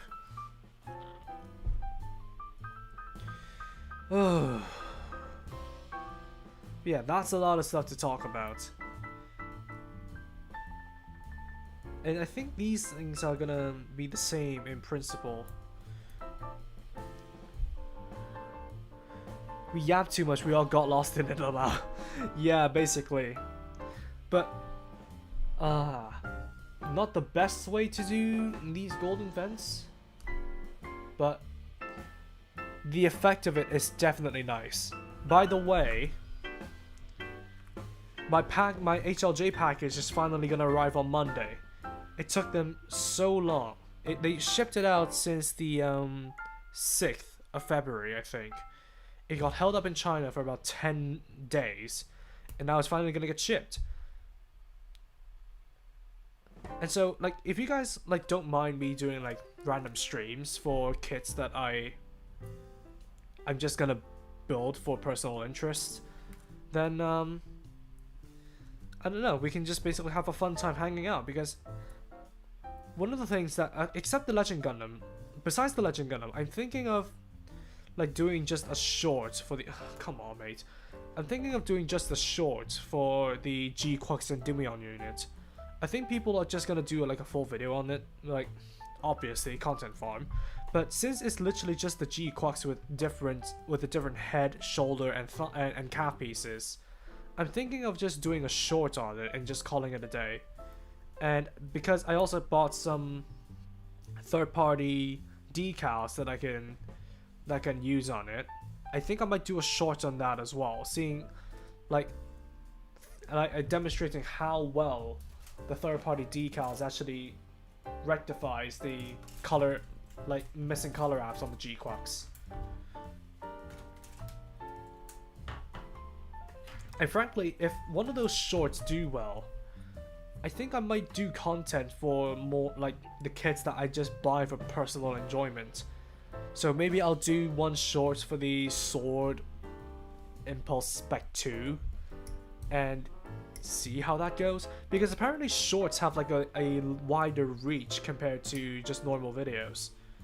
So if I dabble back into those again, then maybe I can drive more traffic into the channel. I don't know. I'm just yapping about random stuff here. You are not into MGSDs, MJ? No, but I have one in my backlog to pay off a not necessarily pay off monetarily, but to pay homage to the one piece of fan art that I have at the moment. So I'm gonna be building that whenever I hit 20,000 subscribers on stream, just to make it special. And that's the thing about these streams. I did say that in my channel description, my outdated channel description, I'm gonna be doing occasional build streams. And I think I'm rolling. I think I want to roll back on that, like just have the build streams be occasional again. Just because this kind of feels like eating your favorite dish every single day for three meals a day, 7 days in a row, and eventually you'll get sick of it. I don't really know if that's the case for you, but that just feels like the case for me. But I don't know, maybe I just really need to stream more to build up my stream audience, but at this moment, I don't know. I am still a little feeling like my path in terms of streaming feels a little bit nebulous at the moment. I'll see. I'm gonna save the serious talk from this stream, but I'm gonna see. But yeah, finally my friend got the MGSD Destiny as his— What? MGSD first kit, MGSD Destiny as his first kit. We haven't had any rats so far randomly. Golden Foxy, I beg to differ, mate. What? MGSD Destiny as his first kit. I don't know what Master Grade SDs are like, but they're gonna be tough. Then again, I've seen people go for the something like the real grade Epion as their first kit, and they've come out the other end fine. So maybe it really isn't that bad. Okay, so I'm here. So I need I need M19 and J12. What does that say? What is it? M19 and J12. I get stuck in a doom scroll of MJ videos. Nah, there really isn't like too many kits that I buy for personal enjoyment, and that's kind of like what one of the bad things about this whole channel is about.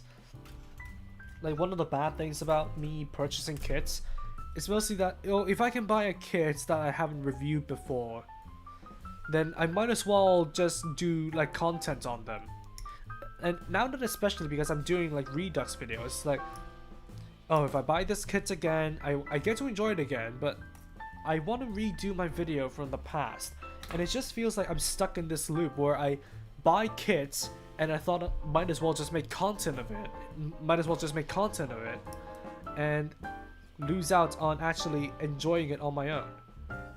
So one of the rare kits that I get to really just enjoy on my own is the High New Gundam Vrape, because the Influx is basically everything the High New Gundam Vrape is and more. So I got the Vrape just because I want to review the amazing rev units. You know, the bird shields that you get from whichever issue of Hobby Japan magazine is. You also get those bird shields in Gundam Breaker 3 and 4, I think. But they don't have the ability to fly off as those birds. They just give you the Crimson Comet buff. But I want to review those bird shields, and I want to give them to a proper owner, so that's why I got the High New Gundam Vrape.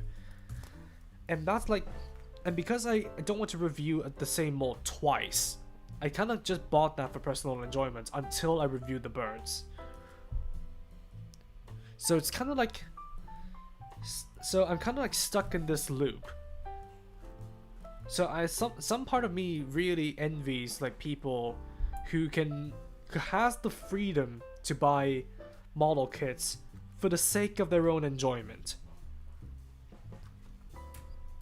and sometimes I do indulge in that with the kits that I have the liberty to not review. Okay, what am I looking for? M? No, I need L9 and A124.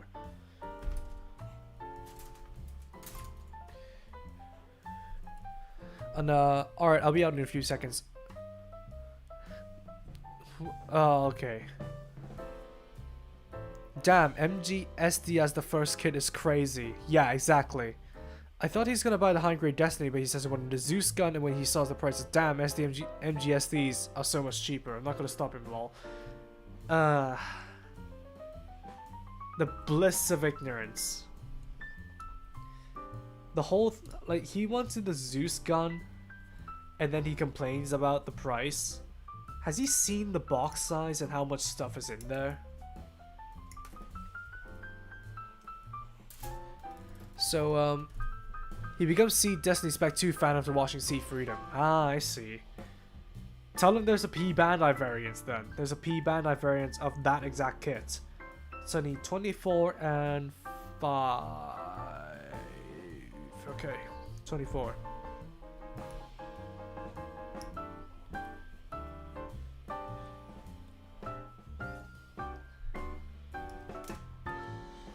I'm committing to building the full arms. And I kind of ran out of stuff to talk about, but speaking of first kits, I know I must have brought this topic up a lot in a lot of my streams, but what are you guys' first kits? Like I said,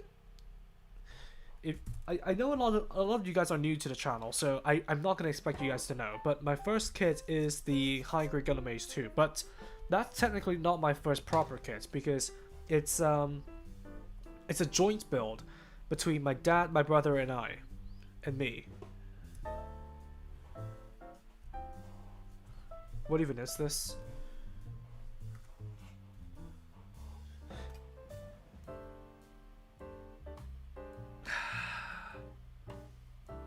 I cut out the wrong piece.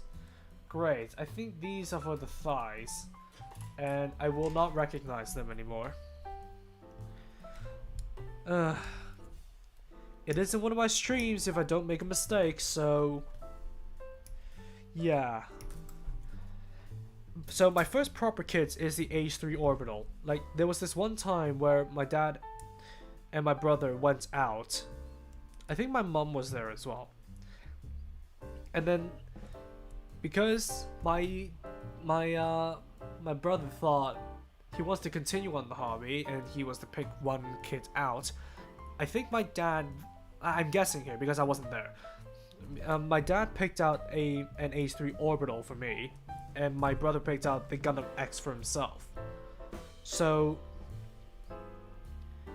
and then they brought it back.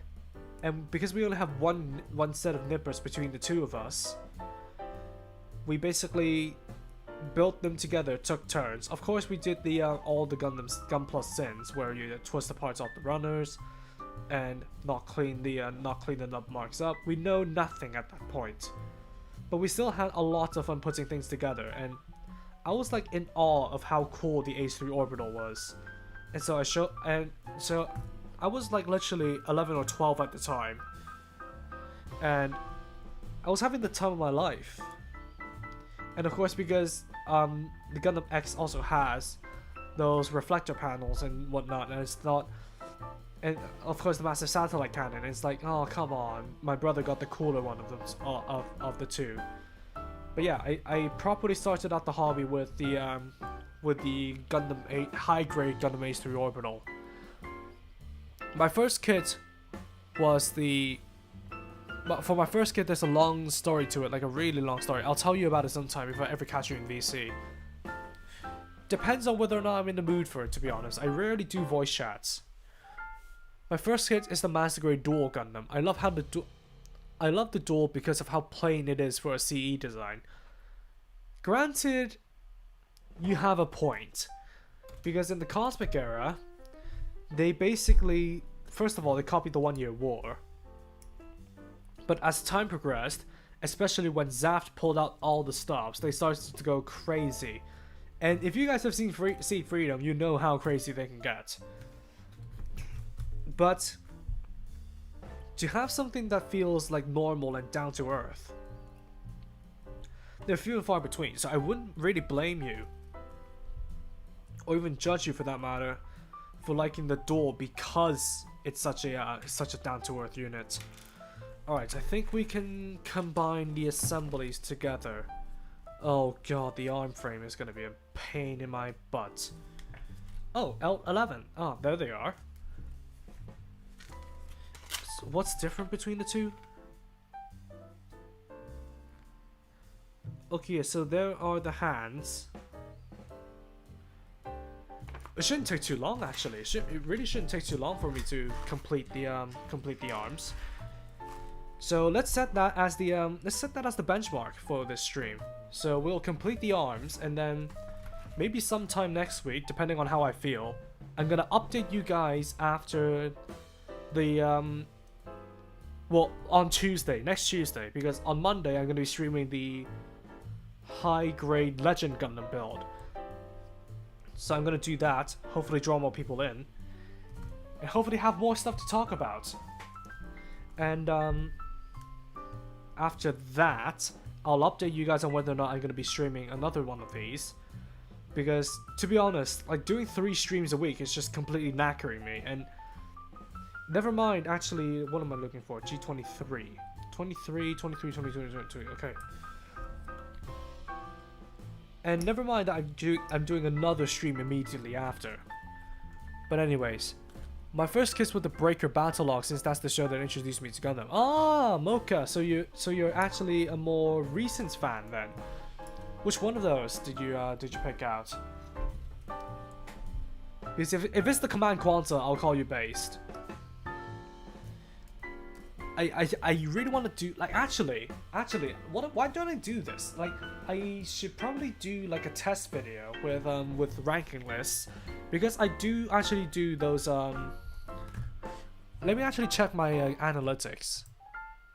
I don't need Hobby Imagine Builders. Let me actually check my analytics, because my last top 10 video, which was the top 10 kits of 2024.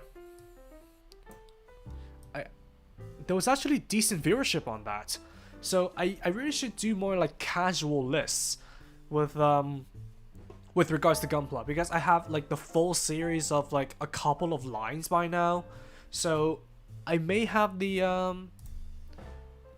I probably should do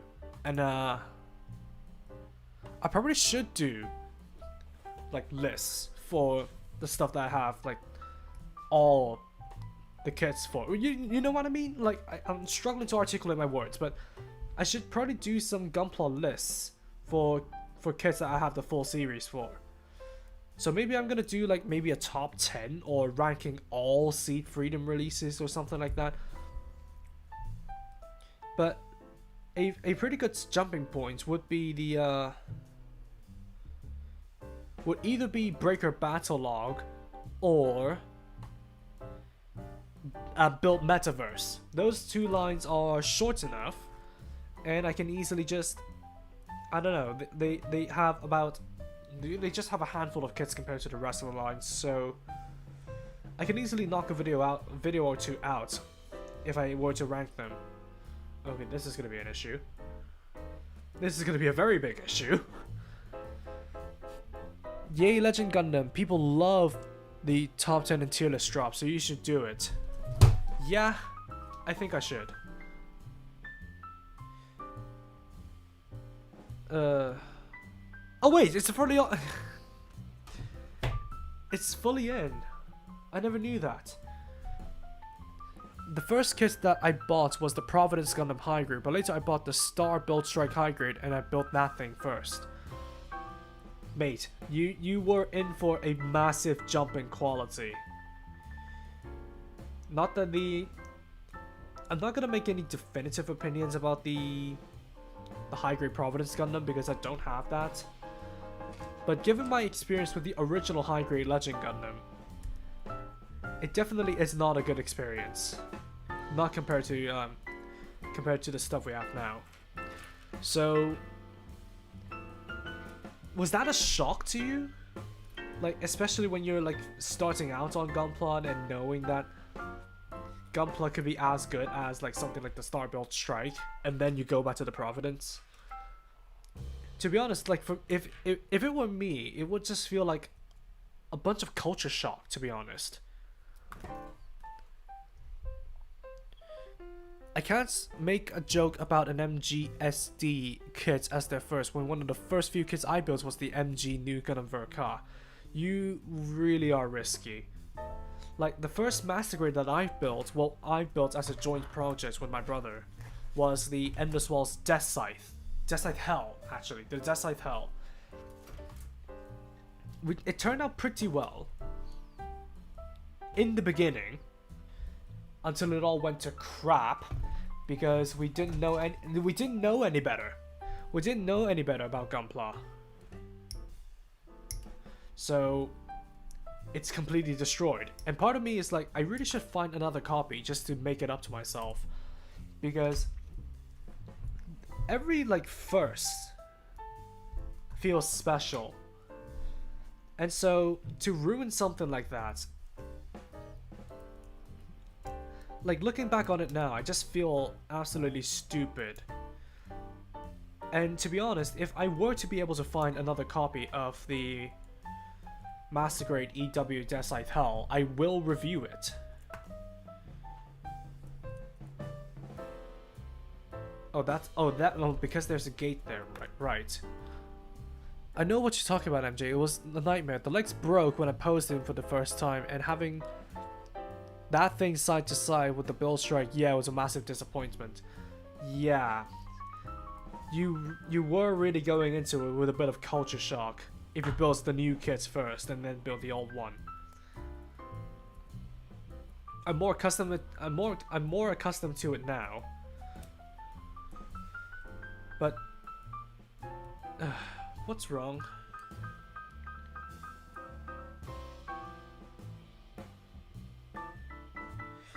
It's just a tight connection, nothing much. Oh wait, what? Okay, so look at this. You have an extending shoulder mechanism, and the thrusters extend themselves. Yeah, I know this thing has movable thrusters, but I didn't expect them to be this good. So you can basically... Yeah, it's like an automorphing gimmick. That's very cool.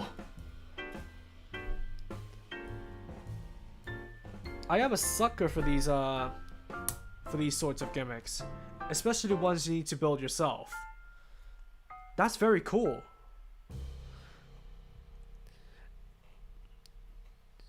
I mean, you'll never guess who just started streaming. Hey, mate, I mean, I know Jury just started streaming, so maybe we should pop by and say hello.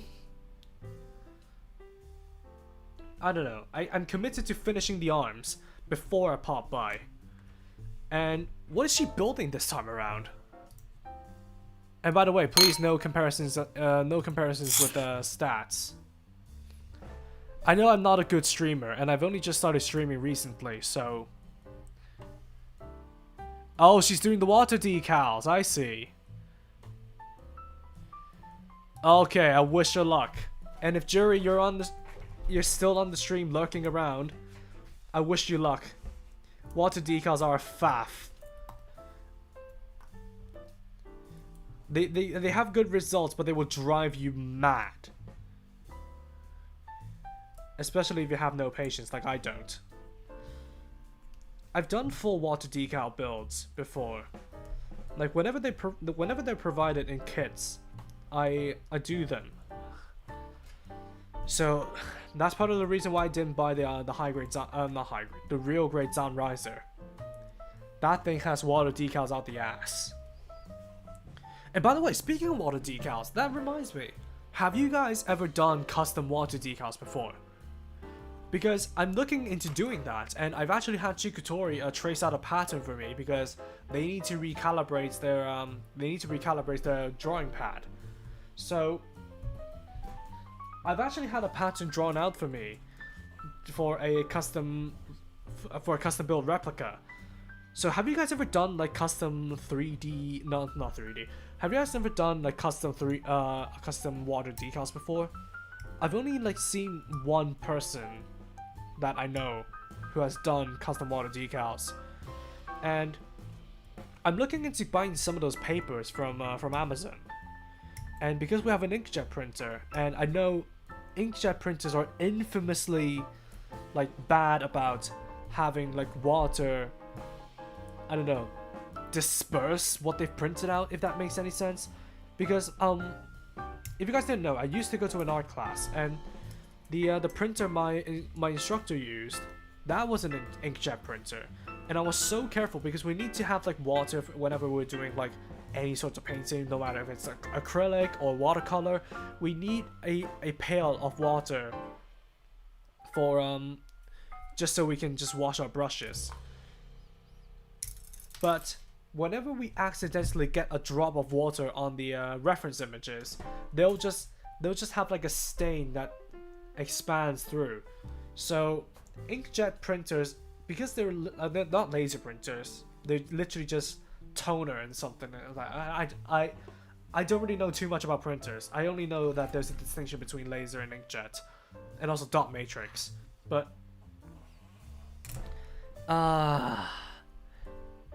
because you have to put the water decals in water in order to remove them and transfer them to another surface, would that not just ruin what you've just printed out, or am I worrying too much? A114. And on the other hand, there's like a lot of those custom water decal printing papers that really wants you to bake the item afterwards. But I reckon they are mostly for if you transfer the decals to porcelain. So I'm guessing that if you want to create a custom mug, use water decals on that, you'll have to bake it afterwards. Because I'm not gonna bake my model kits just so I can have my water decals set. We have solutions for that. Like we have Mark Setter and Mark Softer to wrap to soften the decals a little bit, and we have Matte Setter, and you can put a layer of matte top coat on that afterwards, just to make sure the decal is sealed in. I'm not gonna bake my kits. What do you think I'm like eating for dinner? Plastic?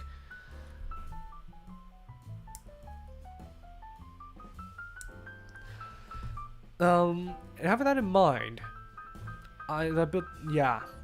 every time I go on AliExpress, I always end up adding a few sheets of waterslide decals in my cart. At this point, I got an old shoebox full of them, lol. Wait, you can do custom waterslide decals? Holy shit, yeah, exactly, you can do custom water decals. I've been looking into that. And actually, like I said, I know a handful of people who have actually done it. But I'm just not knowledgeable enough in like what makes water decals. So I have no idea what I'm getting myself into.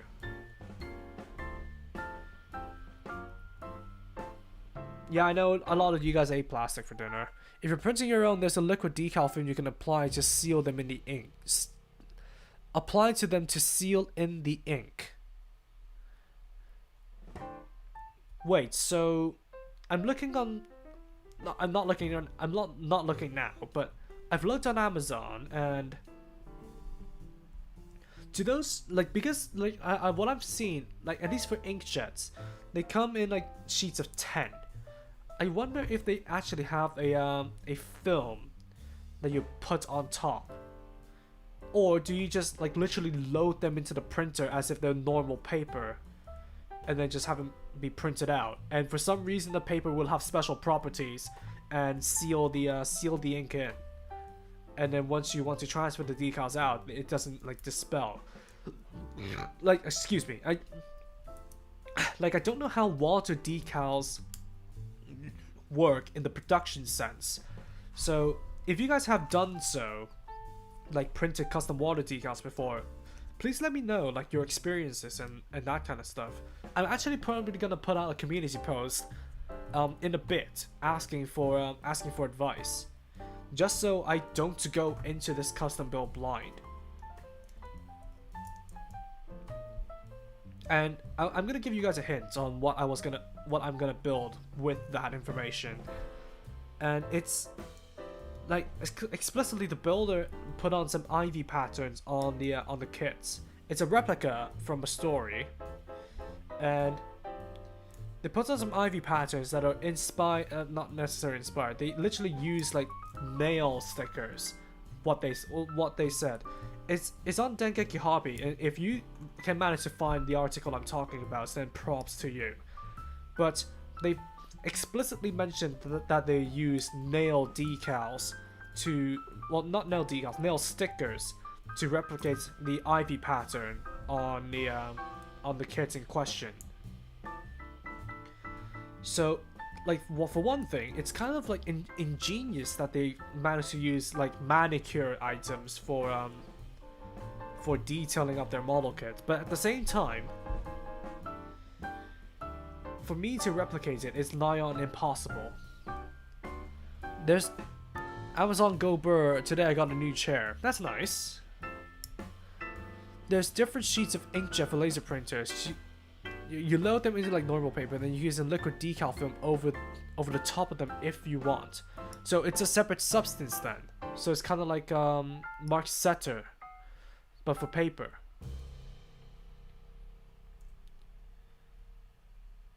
I really don't know, actually. Yeah, I'm definitely gonna ask the community, because part of the exclusive content that I'm thinking of is doing custom builds on stream. Granted, they are replicas, but even still. Okay, so with the panels on, then the shoulders will be complete, and we will be hitting about 2 hours and 20 minutes. I will surmise. Yep, we're still good on track. We're still on track, actually.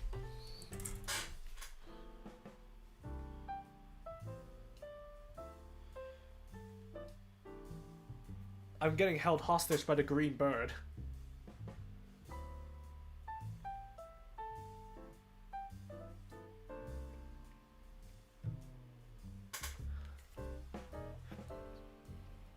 Printing your own decals, in my opinion, has limited use because the ink printers used is pretty transparent, and ideally they need a white ink layer printed first, and white inks cost money.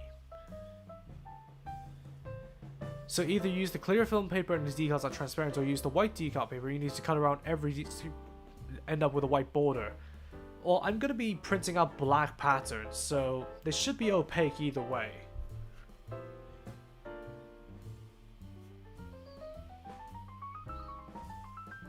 But then again, I'm gonna ask the community on their experiences and give tips, because I kind of want to push my gunpla builds.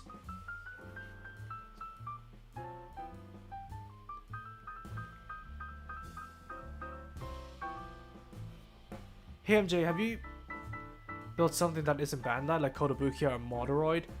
Yes, I have actually. I have built stuff that isn't Bandai. I've built some DDB Corgi stuff.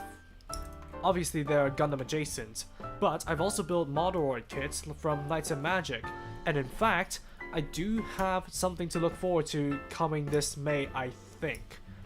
I didn't check the release dates, but I did pre-order the DX scale, basically the DX scale Majutsu Ikaruga. So it's the Ikaruga from the Knights of Magic manga, but with its upgrade. So it's like a 4-armed bot that mounts onto the back of the Ikaruga, like the Seravi 2 does to the Raphael. I know nothing about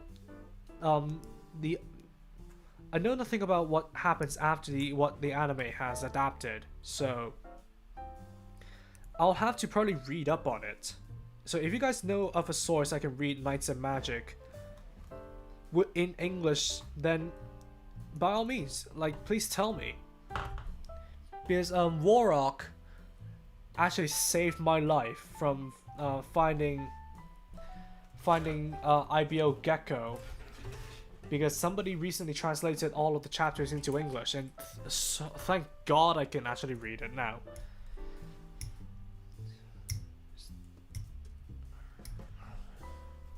Hey, how's the Alkaid going? Hey, Kingyo!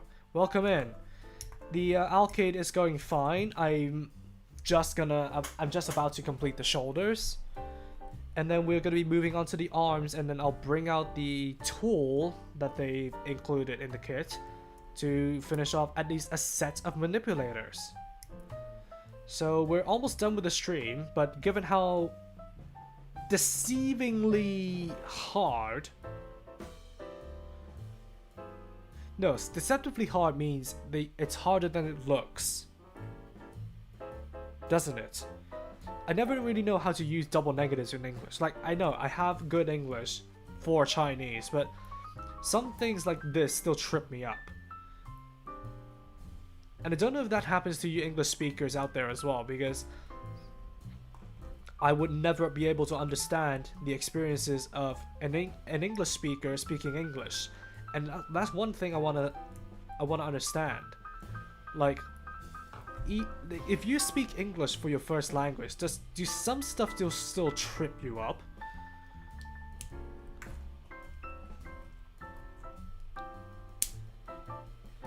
Because I still find that fascinating. Like, I always like think to myself, like, what if I spoke English as my first language from the beginning, instead of having it be stuck as my second language? With the power of my new chair, I'm a napping like an 80-year-old man, haha. Yeah.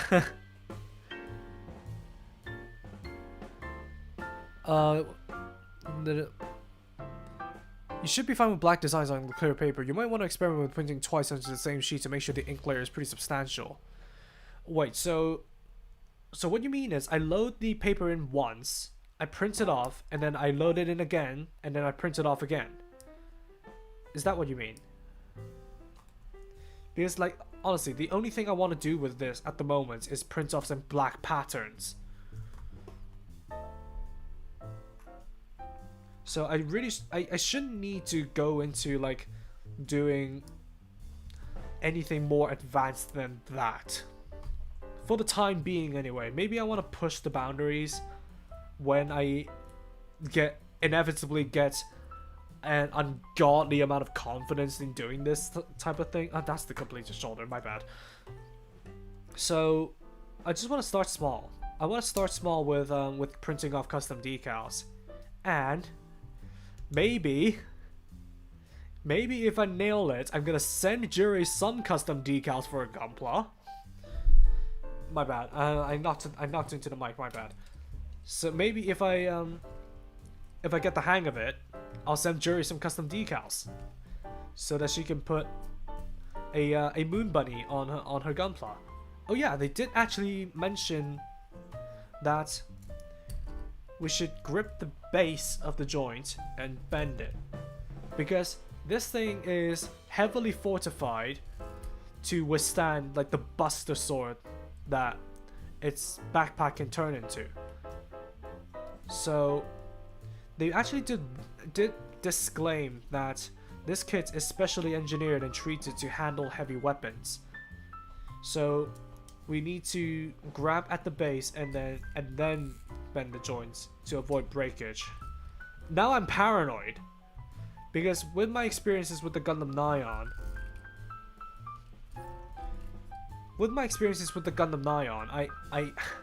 I'm so paranoid about breaking joints on kits that I cannot get a second copy of, that I just freeze up, if you know what I mean.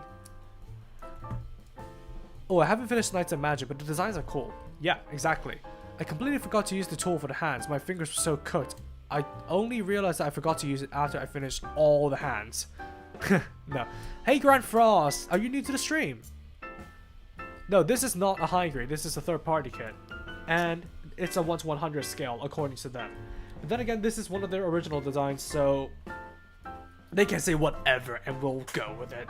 This could very well be a 1/144 scale, and it would just be a particularly large mech. They just run with it. It's their original design. Who cares? Right, so that's the shoulders done and playtesting done. Let's crack on with the arms. It definitely looks deceptively wait a minute. To be honest, the first time I heard your voice, I could tell you were Hong Kong because you speak English to a better standard than most. Wait, are people's like are English people's English or British people's English really that bad?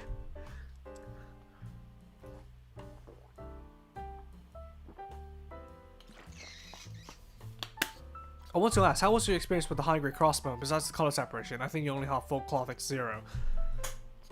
I've only reviewed the full cloth X0, but the base mold is fine. But if you want to go further into getting a crossbone, like let's say if you want to do the full cloth, then you're gonna be in for a little bit of a hard time, I would say. Because the full cloth gets in the way of everything. It's held on by two tiny tabs on the, what am I looking for anyway? It's held on by two tiny tabs on the shoulders, where, like, some original clip pieces were. So, and it gets in the way of everything. You can't pose with it without it being a massive faff. So, if you want just a hassle-free experience, just get any of the base crossbone variants, including the Maul. Alright, so that's G21.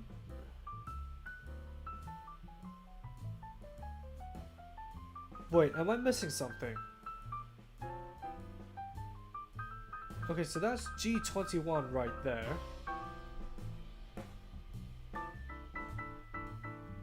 A116, there must be another piece to go here.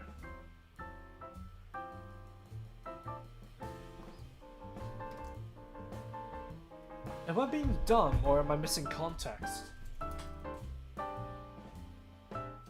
I'll run with it for now.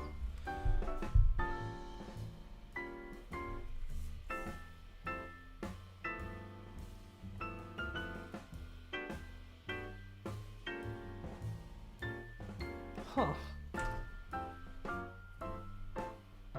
I feel like I'm definitely missing some context.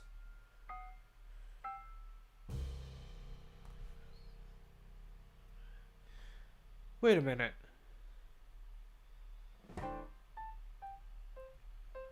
Oh, C13. It's right up here. And I didn't see it. Like I said, I'm the person who asked for my glasses while I was wearing them.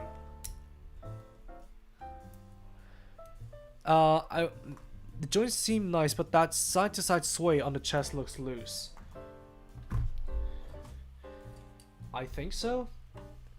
It's not necessarily too loose, but it's fluid. So I'll just need to adjust them precisely. It's not loose in the context of like, oh, this is gonna be a hand grenade, but it's fair enough. It's a fair enough solidity, all things considered. So I'll have to see how the final kit feels, because this is ultimately still a China block kit. And thus I've ruined my reputation with Bandai. They will never work with me. They will never choose to work with me. So, oh god. Let me get this piece over. They really should have separated these two in the illustrations.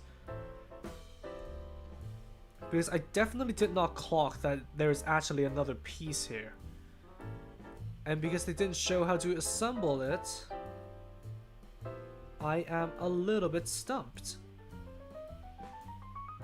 So what is this? So I should hold it there. A116.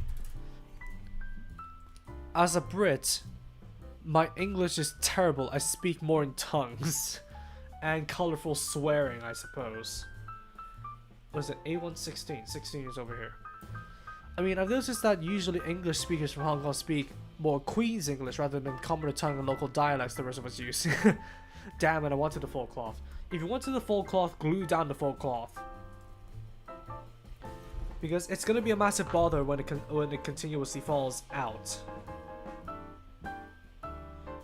So that has more of a queen's tongue, you say? Okay, so what am I doing here? Okay, so I have this, I have this, I have this. Are you telling me that I'm just layering these all together before I hold it in with G12 and G13? Right, so it probably would be easier if I assembled it onto G12 and G13. Like there's a lot of the like, sure, the build experience is fair enough with this thing, but there are a good number of instances where I feel like they could have simply asked us to assemble the parts onto whatever they're going to be housed into, instead of just I don't know, aligning them in midair before you just sandwich them together. Like,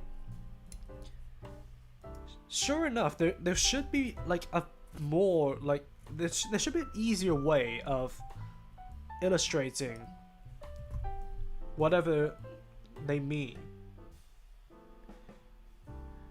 So is it that's 13, that's 12. Okay, so I think that means this part definitely goes in that slit. This is probably gonna take another 20 minutes to do. That goes there, that goes, I think, here, because everything is just resting on each other. The two pegs are exposed, so that goes here. I apologize, guys. I wanna fully understand this before I move on. So that's a armor separation joint. Where does this go then? This goes underneath and is held in by that. And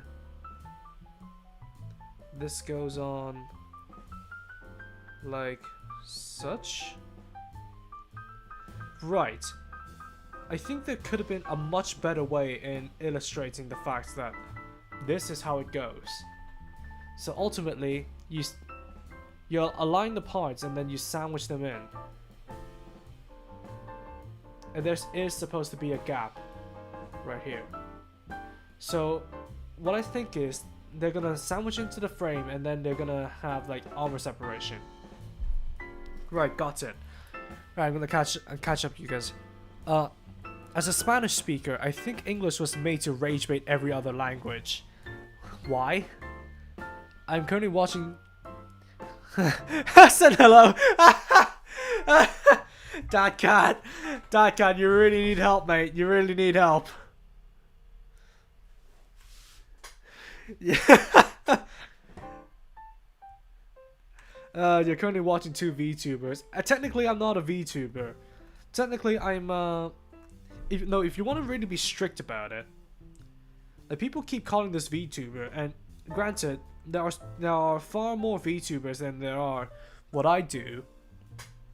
What I'm trying to pivot to anyway, which is a PNG tuber. And I wanted to do a PNG tuber because it's not like high investment in that stuff. Because Jury actually told me how, and Jury actually told me, and based on my own research with the sources that she gave me, VTubing is actually very expensive. Because to even start doing VTubing, you need to get your assets sorted, and if you don't have your assets sorted, you have no chance in getting even a proper VTubing setup. So PNG tubing is like a relatively lower investment, and I feel like it actually has the same impact, just because I can actually just ask for, like, you can see my character blink, and I have those blinking assets and I have the talking assets, and I just install a program, and if I want to, I can just change my state. I can just change to a human form if you guys prefer. So it's honestly a far lower investment compared to VTubing, and I feel like it's kind of like a losing art because everybody just wants to go for that sophistication at the moment. And parts of what I think my channel is that I want to bring simplicity back. I'm actually gonna bring the ears back because that's my face now. But I want to kind of keep to the simple stuff, you know. I don't want to do like sophisticated rigging for my for myself. I don't even know how Jury manages to do the whole facial tracking thing while doing another build stream. She must have like a computer in front of her with a webcam set up to track her face. Because at the moment I'm building with my laptop to my side, so that's gonna make it impossible for me. And never mind that, it's just a lot of faff, just a lot of faff. So at the moment I'm content with where I am. I'm content with doing just this PNG tubing. But ultimately, I want to commission more expressions that I can change on the fly during streams. So maybe if I'm more comfortable, I'll commission Chikutori to do more expressions, and actually buy a mouse with custom keys. Like I'm using this a ruined Logitech with bits of dust on it.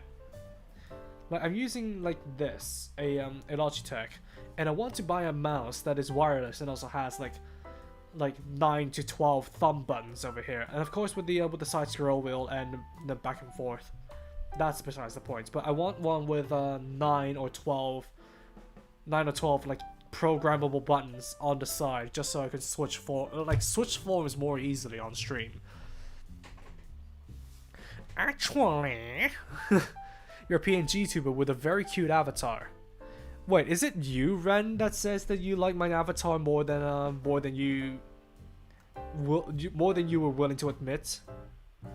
I forgot who it was. Like it was from yesterday's stream. And I mean, if you like him, then I'm glad. Actually, I'm glad you like this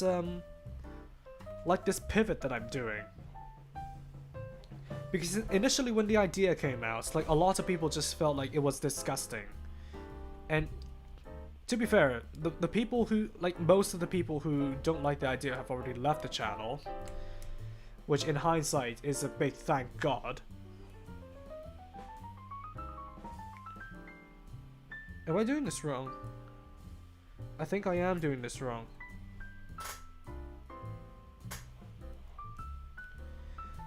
But I like that whoever remained on the channel actually likes this pivot. And if you have the art skills, I would welcome fan art, to be honest. Because now that I have a face, people can actually try and interpret what I looked like when I was raging about the Gaptan TO5 Preru gigantic arm unit. Mouse reveal, whoa, yeah, exactly.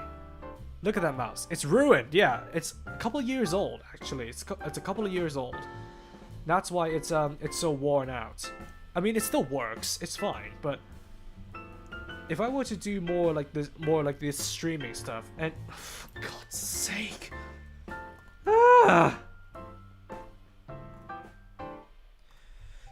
if I were to do more of the streaming stuff, I would want to like have an easier way of changing forms. So I would want to have a mouse that has programmable hotkeys on the thumbs. Right. This is another hiccup of this build, where the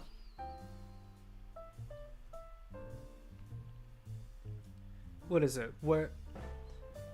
But usually the peg and hole connections don't really fit that well. Okay, so let's try that again. Once more, with feeling.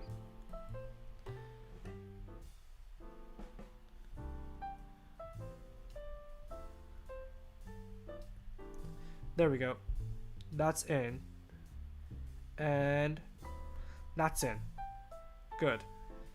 And then we should be able to close it up, and then that's going to be the arm frame.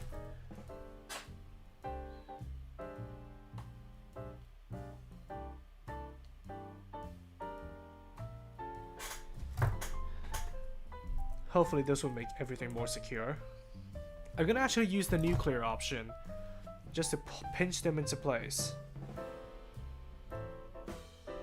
If at all possible, actually. If at all possible. Because these parts feel like they don't want to go in. That's much better. Nope.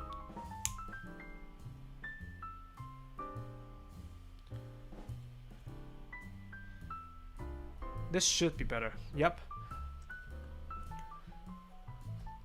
PNGtuber is one level under Vtuber, but way better than Vtuber. What do you mean? Freaky MJ has to be one of your expressions, haha. Which one do you mean? Oh, come on!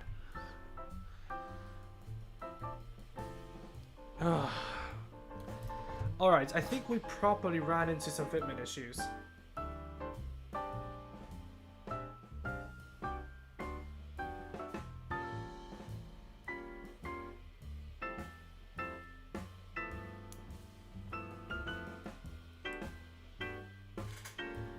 Though, I think when the armor goes on, it should be a little bit better.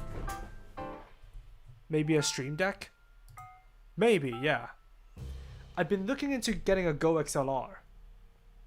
I know it's like an ancient stream deck at this point, but one of the things that I really wanted to do for streaming is like doing like, I don't know, voice changer gags.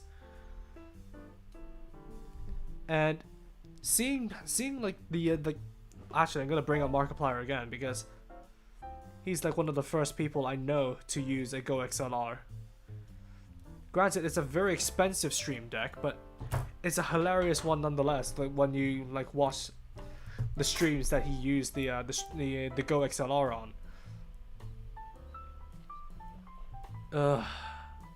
This is gonna be a pain. Are V-tweeter still a thing? What do you mean V-tweeter? Do you mean... Wait, V-tweeter. Are they virtual Twitter users then? Yeah. As a PNGtuber, you can become an eldritch abomination if you wanted. Nah, I'm just gonna keep to being a kitsune. And actually, I forgot who, but somebody actually made up a very good pun for my PNGtuber switch. Because a kitsune who oh, for God's sake, ruining the joke for me. Come on. So a kitsune who builds model kits. They've actually given me an excuse to be a fox. And I found that pun very fitting and funny. Seriously, is that the armband? Is that all it's got?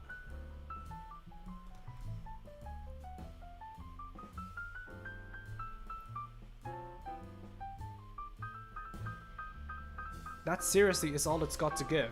I'm gonna troubleshoot this one and see what's going on. Because there's no way that the other one fits it on so easily and this one's just struggling.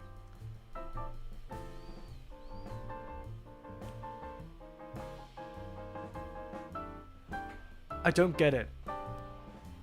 Model kitsune. So kitsune. K-I-T-S-U-N-E. And I'm a kitsune who builds model kits. Does that make sense now? Wait until you learn about V-tweakers. What is that? The VTubers do nothing but complain on X. Ah, I see. V-tweeters are so-called VTubers, but they never venture beyond Twitter and whose debuts are never happened. I'm not getting it. I'm gonna type it in chat then.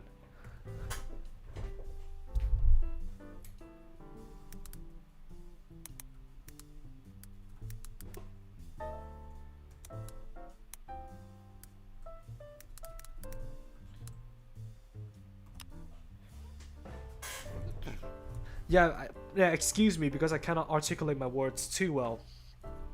Wait, is this the ruined one? Yeah, this is the ruined one. Oh, come on. I think we can pin this as the frustrating stream.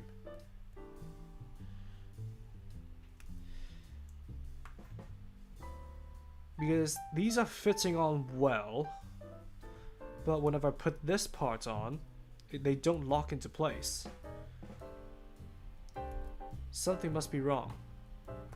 This peg is out of alignment. And that's freaking me out. Alright, that should be far, far better. It's not UMJ, it's me being an asshole because I thought it was funny. Right, Andy Cox. Sure.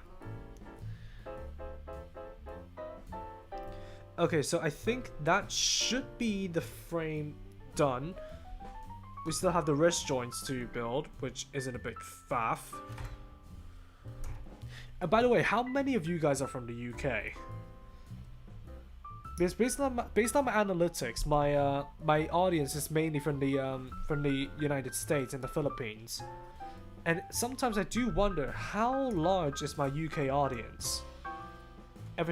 Especially ever since I started moving here, and to be honest, some of the people that I've met in Day of the Gundam last year, like, had this sort of feeling that they can vaguely recognize a voice that's similar than I do, but that's similar to what I have, but they couldn't put a finger on why. So it's only until I revealed my that, oh, I actually do YouTube, that they actually recognize that it's me. So I'm just wondering, how large is my UK audience?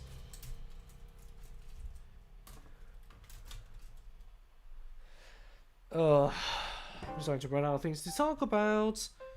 No, this is the H runner. I need the C runner, and then I need the N runner. And then we can finally start to armor this thing up. So what is it? C7, C8. Up there. But yeah. But by the way, what do you mean? What do you mean freaky expansion? Freaky expression. Do you mean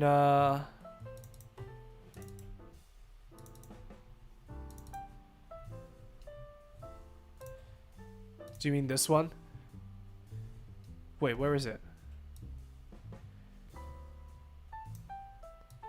Oh, because it's a PNG, I couldn't find the margins. Gotta keep shrinking it because this is a big son of a bitch. Nope, not that. Not that!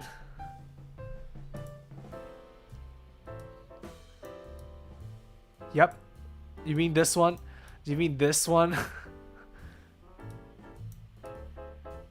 You mean this expression? I could definitely ask Chikatori to commission that, if you guys wanted it to. MJ the model Sune. You have an Ahegao face? What do you mean Ahegao? Sneaky MJ. I'm actually gonna look it up. I'm not gonna dilly-dally and wait for an explanation. Ahegao, exaggerated facial. Oh my god, I wanna. If you guys want to loot my avatar, that's where I draw the line. If you guys want to loot my avatar, I would definitely not give you the permission to draw that. The whole idea is that my avatar is supposed to be a wholesome appearance. It's not supposed to be something used for that. It'll happen eventually, buddy, it's too late. Hey, I only have one piece of fan art at the moment, so... Has it happened to Jury at all? Because if it has, then ugh, I fear for my life. When you summon a character, someone will goon to it. Yep, for God's sake. If you do, don't let me know. But if you do draw like R34 versions of my character, then just don't show me it. Ignorance is bliss.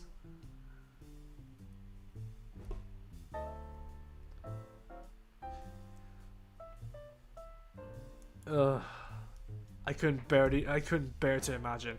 Like, I can very much imagine people drawing my rage moments, but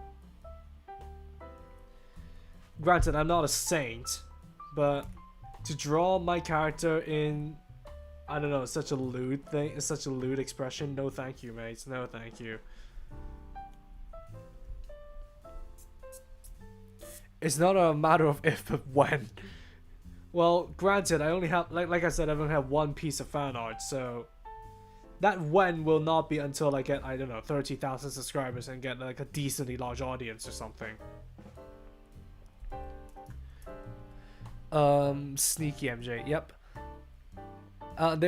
They're coming, you don't know when, but someone will draw your Kitsune MJ being violated. I don't wish for that day.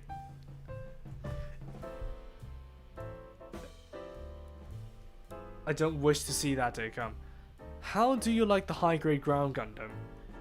It's okay actually. It's an okay kit. If you want to see my opinions on the high-grade ground Gundam, you can check out my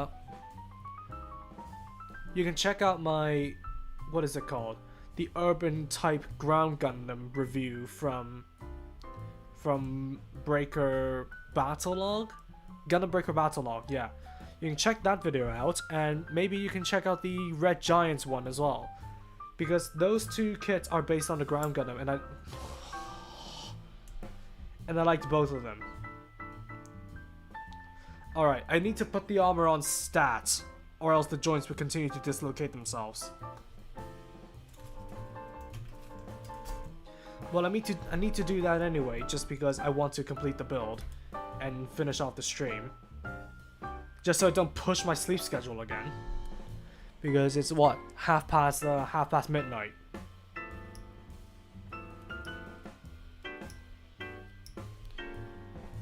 But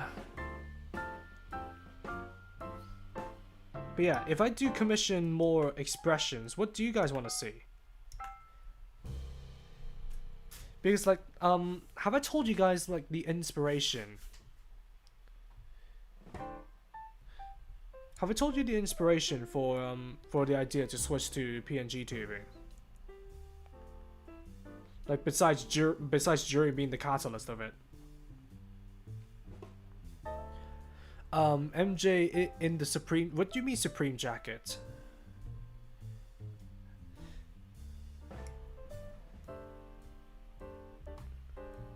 How big is your current backlog? You don't want to know, man. You don't want to know. Because at the moment, with my video backlog, I have about... That's 5 times 1, 2, 3, 4... No, wait a second. That's 5 times... That's 4 times 1, 2, 3, 4, 5, 6, 7, 8, 9, 10, 11, 12, 13.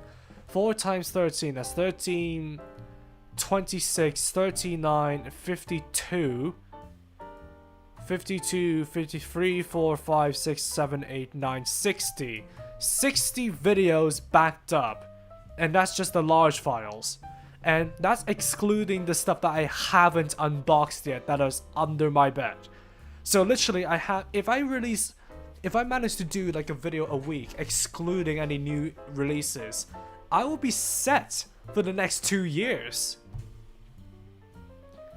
So I have like at least like, I don't know, 100 kits, I'm guessing. I don't really know anymore. I don't know, and I don't want to know. I'd rather just get through each video one by one before I ever count the damage that I've done to myself. it's a massive mistake to cut out both 13 and 14, isn't it? No, wait, 13... Wait, do they all have that block thing? No, they do. They do. So 13 goes in a particular direction.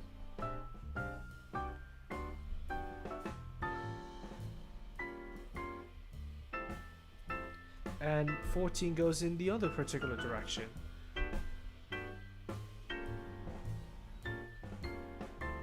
Oh yeah, this is the wrong piece, so it won't go in.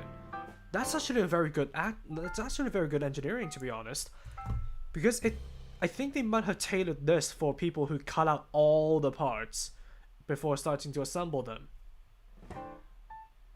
That's actually cool. That's a cool quality of life gimmick. I've never gone to Backlog Mountains. The highest was maybe 15, maybe. Currently, I only have 3 in the backlog. I admire you, honestly. I admire you. But to be honest, I was a little bit of an impulse spender back in my university days. So it's on me. But rest assured that I will have content to spare. So even if there are no new releases that I'm going to be interested in the upcoming year, which frankly is very, very likely, I will still have stuff for you guys, especially if you guys like appreciate the older stuff.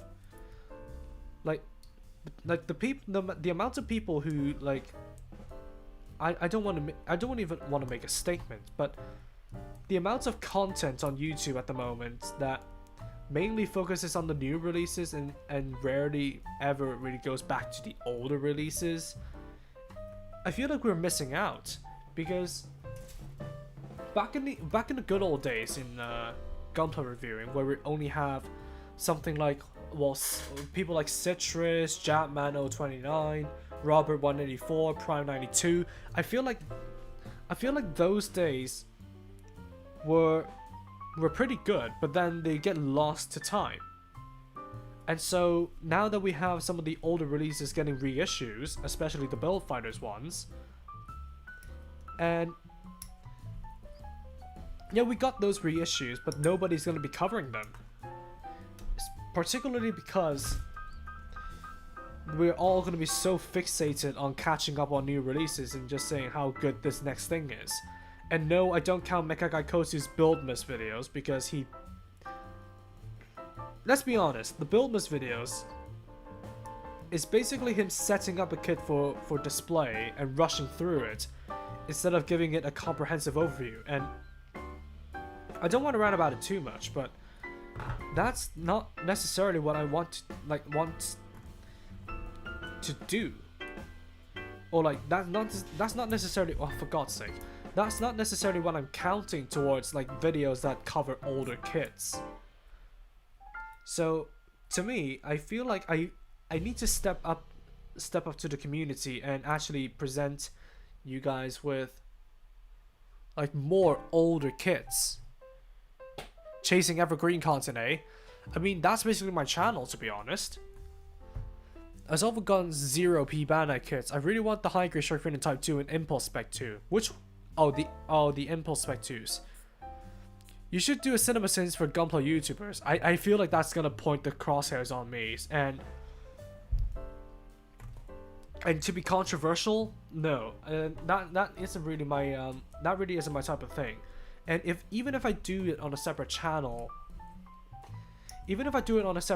it just feels like I'm pushing my my values onto different Gundam YouTubers, and that's the last thing I want to do. I don't want to be a sanctimonious creator saying that my content is the only way that content should be created, because no, honestly not. And I don't want to sully people's tastes either, because if you guys live off of Mecha Guy Kosu content, then sure, fair enough. But I just have my own disagreements with the guy. Even though we haven't directly had any conversations, I just disagree with the way he's doing content. And especially with those nebulous rankings and very plainly obvious biases or something like that. I definitely don't agree with him on any of those fronts. But I'm gonna keep my criticisms about Mecha Gaikotsu to this circle. I'm not gonna widely publicize it just because it's like things that people already talk about. And I don't want to be a controversial YouTuber, like picking out everybody's flaws and trying to say that my way is the only way of doing content. It's like, no. So Cinema Sins off the table. Oh yeah, I should get that tool out.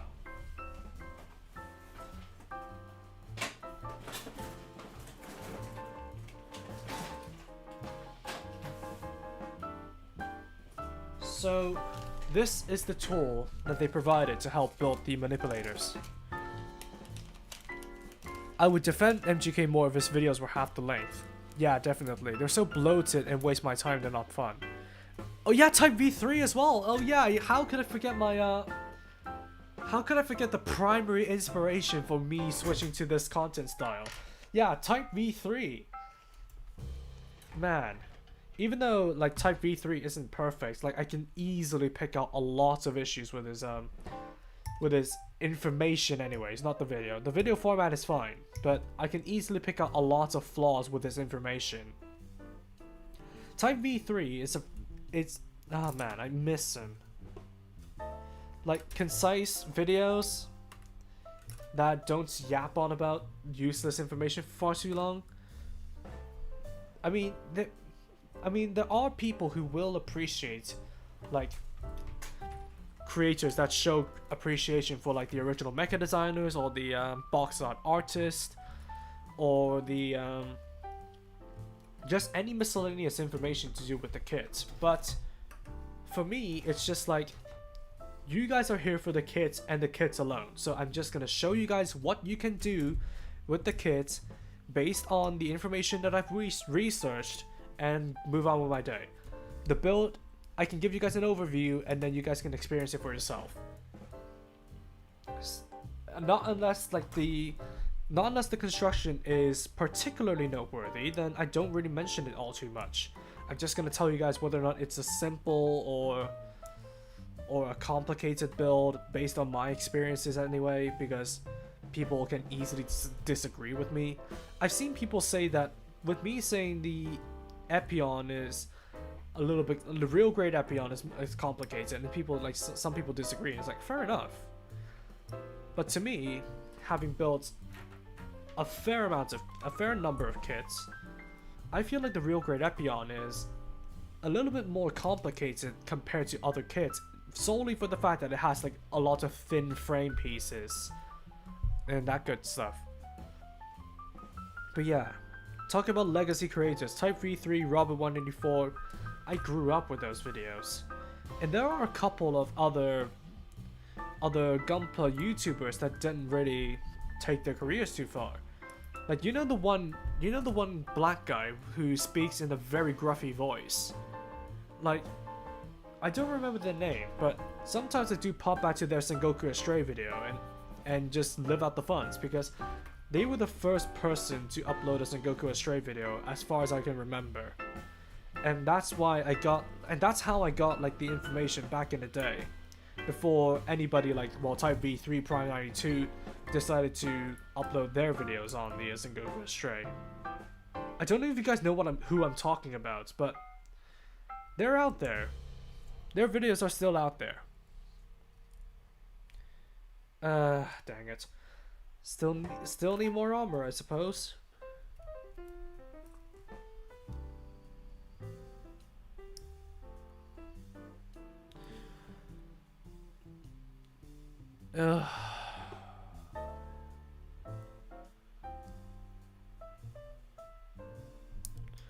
Isn't Pro 92 still active, albeit rarely? Rarely, yeah.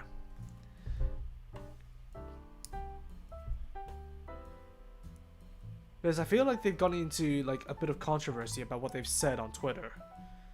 I forgot specifically what, but people have told me that their impressions on Prime 92 are soured because of what they said on YouTube, on Twitter about some currently existing political stuff. I forgot what, but I'm not gonna dig into it. But Prime 92 actually has uploaded a video on the Alkaid Pink 2, in case you want to check that out. And also, speaking of like other creators that were swept to the wayside, for I wouldn't say very good reason, but for good reason, it's like Charlie426. Like, I mean, he's a good guy and all, but I feel like those videos where you just sit down and ramble on about a kid for like a couple minutes, like a couple minutes too long. Those videos have just been phased out by more like videos that have higher production value. Like, you remember the back in the day when YouTube used to be simple, where you can just sit down, turn on a webcam, put on basic gameplay, and still get like people in a decent audience base. Remember those days? Remember the days when things used to be simple? I do. Because I grew up in that era. I used to do videos in that era. Like I said, I started out in 2012, 2013.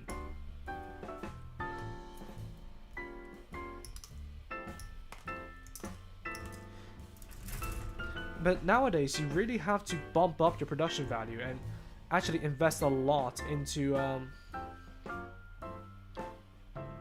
your content. And even then, it's an oversaturated market that you can barely stand out at.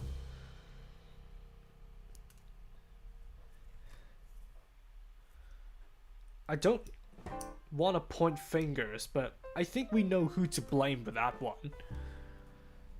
Prime 92's last video was this kit. Yeah, Kakarot is still active but rarely reviews kits anymore. Yeah, it's mostly just the random Gundam news that we skip after hearing about the gunpla news. Just I don't really necessarily want to hear about more collaborations or just random strict G products that I would never get access to. Yep, this feels far better. So look at this. We also have P2. I might as well just cut out P2 as well. A gunpla YouTuber. I'm sad start uploading Backlog. Who? Type V3 is enjoying his life from his Instagram uploads. That's good then, actually. That's good. Like free from the content obligations.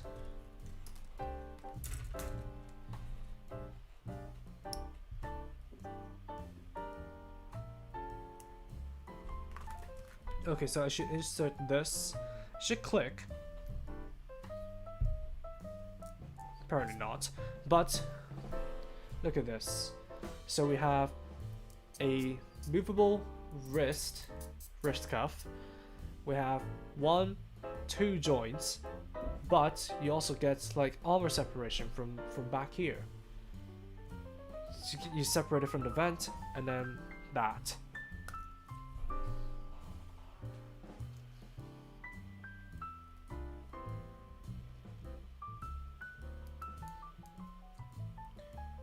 That's pretty good actually. Jamo's my go-to guy for general gunpla reviews. Who's that? But by the way, welcome in, Night Zero. We're almost at the end of the stream. I just need to finish off the other arm and build 1 set of manipulators. I think I may build the rest of the hands off stream, just because I don't want to get stuck here for another 20 minutes building hands. So I think I'm just gonna build the open hands at the moment because they're telling us to build the open hands. So I'm gonna do that and demonstrate the use of their custom tool. Backlog Reviews is the channel name. Ah. No, wait, I think I've heard of them before. Haven't I? I'm gonna look them up actually.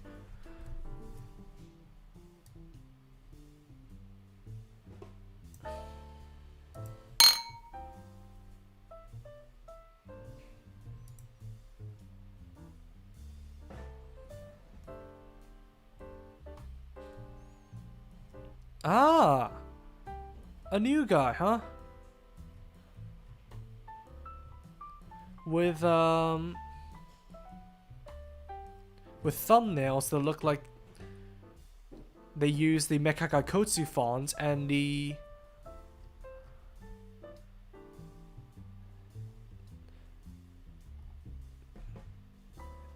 what is it? And Ryupra's style. Wait a minute, I've seen their videos before. I've seen one of their videos before. It must have popped up on my recommended at some point before in the time. Thanks MJ, enjoying your stream. Jamo Plamo. I'm glad you're enjoying it, even though I'm a little bit quiet at the moment because I ran out of stuff to talk about.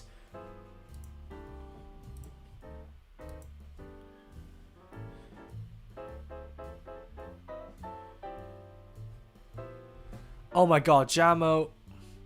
Mate, too much text. Too much text, just completely Oh yeah, I saw their GN Flag video. Yeah, nobody's reviewed the GN Flag besides some niche YouTubers.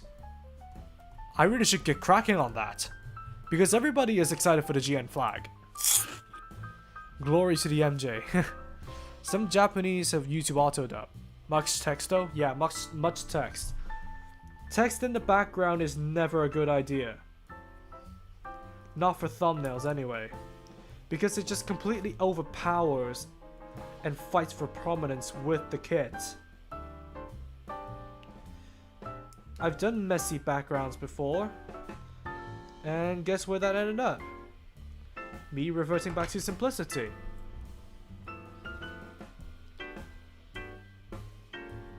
If running out of things to talk about, best option Freddy Fazbear.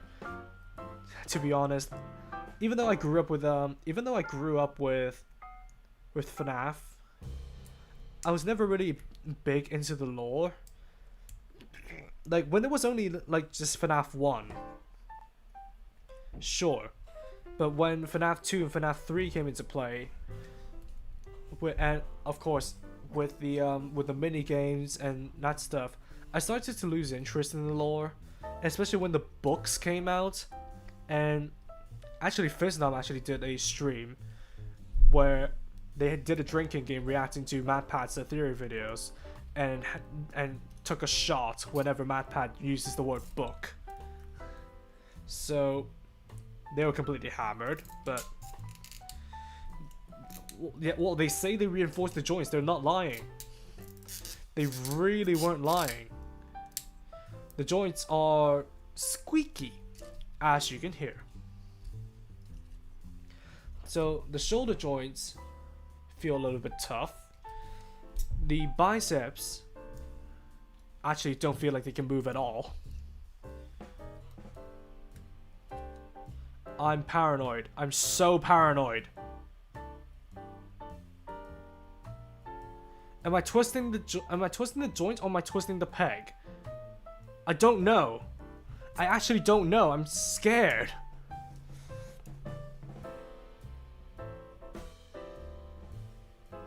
But which ones were the joint? What? Which joints were the squeaky ones? What? So I grab the base of the joint, push it in, and rotate it. Okay, so I think the that's the squeaky joints. So the butterfly joint is the squeaky one. The biceps, they are freakishly tight. And I wouldn't blame them because they made it this way. It isn't the mold or the engineering problems. It's literally their design. They made the joints tight by design because they need to hold up the Buster Sword. That's the thing, isn't it? It's gonna blow run. It's not the Wayne Gundam, come on. I don't even have the detonator pen. at my disposal. Yeah, 5 Nights at Freddy's. That shit sounds like my grandma. Right, manipulator time. So we need... okay, where's the instructions for the manipulator? So I need G3, slot it in there, and then assemble the hand before I plunge the wrist joint in. Okay, so I'm gonna get one of many G3s. MJ, can you remember the Tyranid paint set but usual gunpla? What do you mean? A review the Tyranid gun? No, I can't. I'm not interested in not 30-minute missions. I'm not interested in Warhammer. Okay, so I do this. So that's the way to do it. And I'm thinking of plunging it in from this way. So the palm should be facing out when I do this. Okay, so let's build the rest of this. Build the rest of the palm. G1. They put the gates in such awkward places that even if you were to double snip it, it's gonna be even awkward. RG Unicorn on Nightmare Call. Yeah, exactly. But then again, the real great unicorns, freakishly tight arms, they ruin the transformation mechanism just because the double joints that expands the chest armor is so fragile compared to the arm. So that's kind of like where it fell short.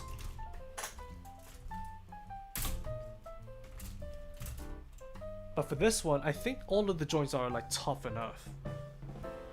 So I want to need H14 and H18. 13, 14, 17, 18. Might as well cut all of those out. 13, 14, that's 12 and 11. Okay, 17 and 18 are up here. But use your format with checking articulation and snark to spice it up. What do you mean? Wait, Warhammer 40k kits have no articulation. What do you mean?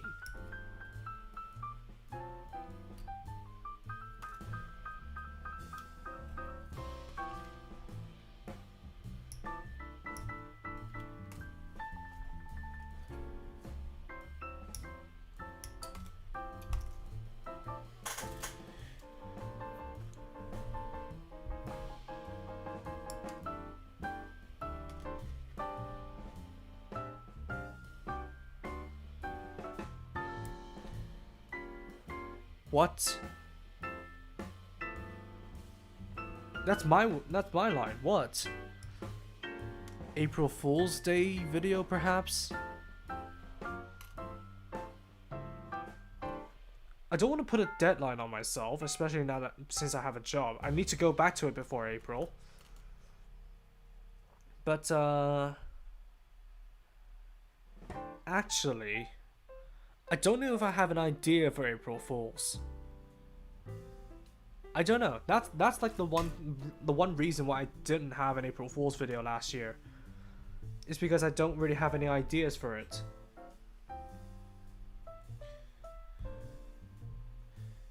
Okay, I need the Q place. Where is it? Okay, so I need Q1, Q2, Q1, Q2.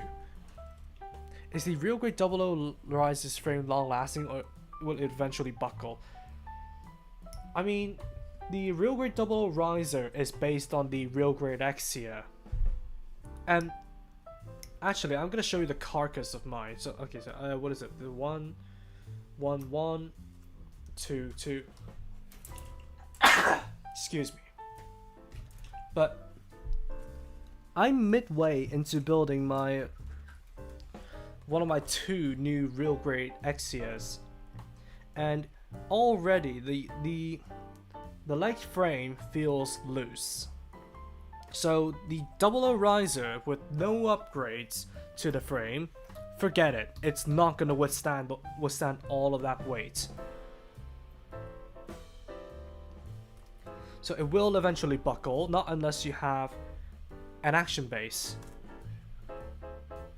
Do a Transformer video, but call it Gundam for the memes.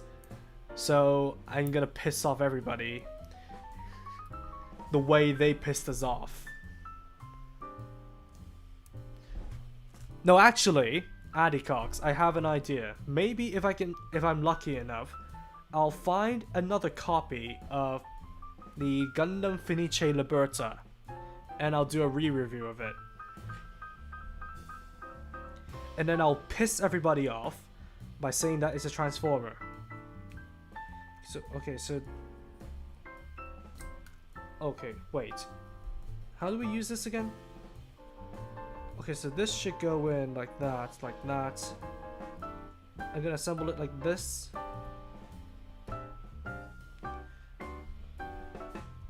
They really weren't kidding about this being tight. Darn.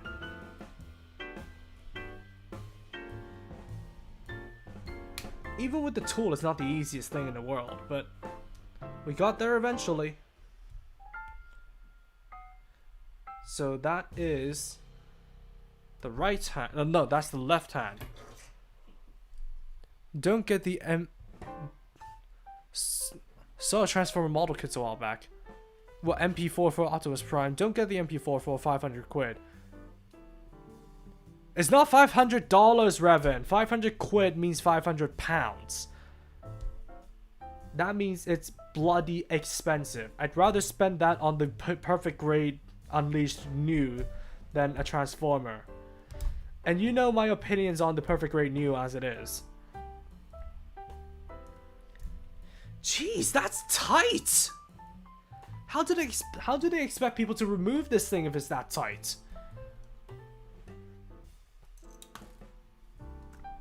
Those Bloki's Transformers kits are apparently similar to a Master Grade.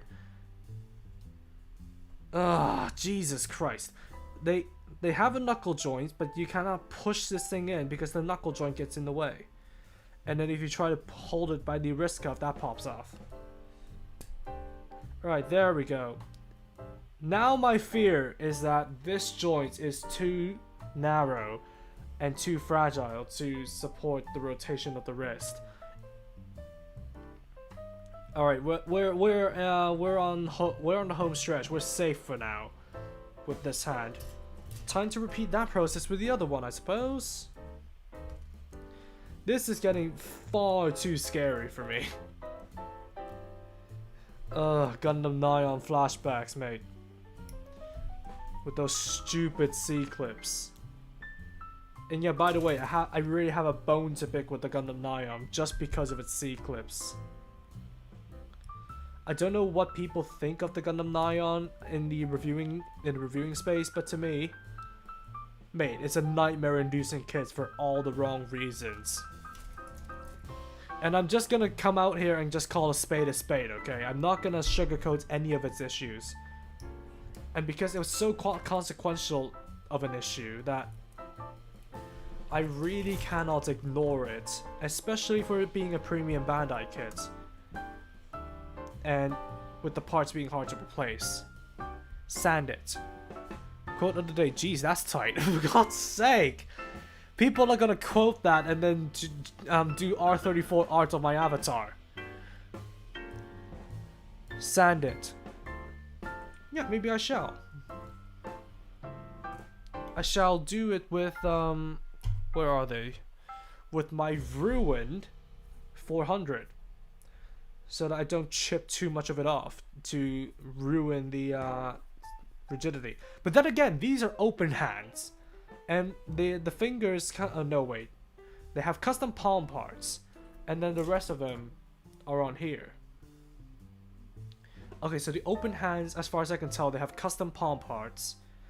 But the rest of them have generic palm parts. Maybe they're not that consequential anyway. Okay, so I did a little bit of sanding. I don't want to do too much just in case it ruins the part. So I push that in. That's upside down then. Here, here, here. Is that in? No, that's not in. You made the quote dirty, not me. Okay. Hey, eventually the internet would get to it. Ah, dang.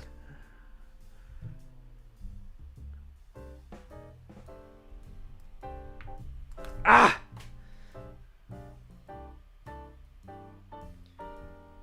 They really weren't kidding when they say that this is gonna be tight.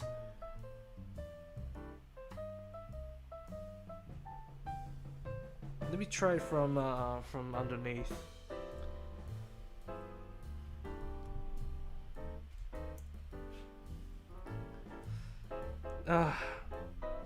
Don't listen to this when you're with your eyes closed, mates.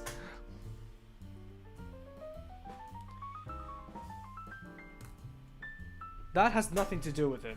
There's an undergate on the hand cover I didn't cut.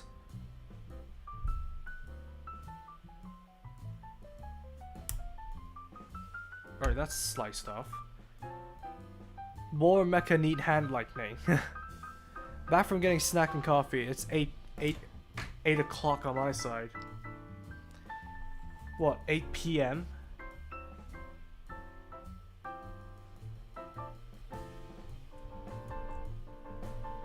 Ah!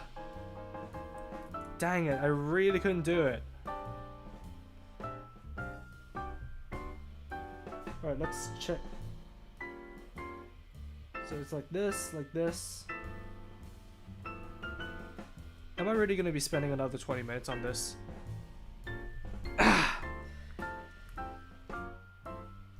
At this point, I'm going to have to open a window.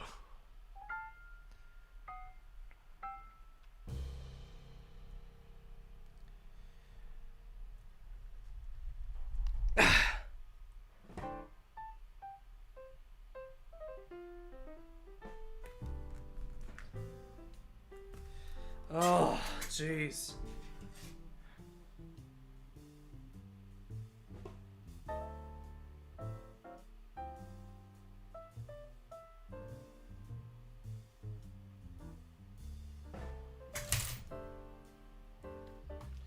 And given that I had to do this 8 more times,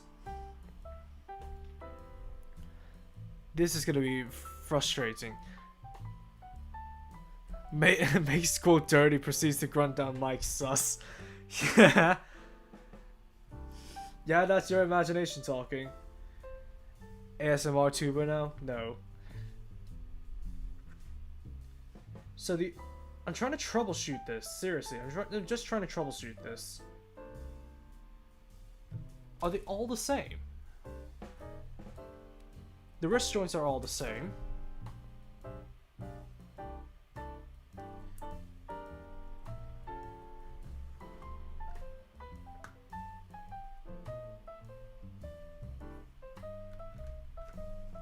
Oh god.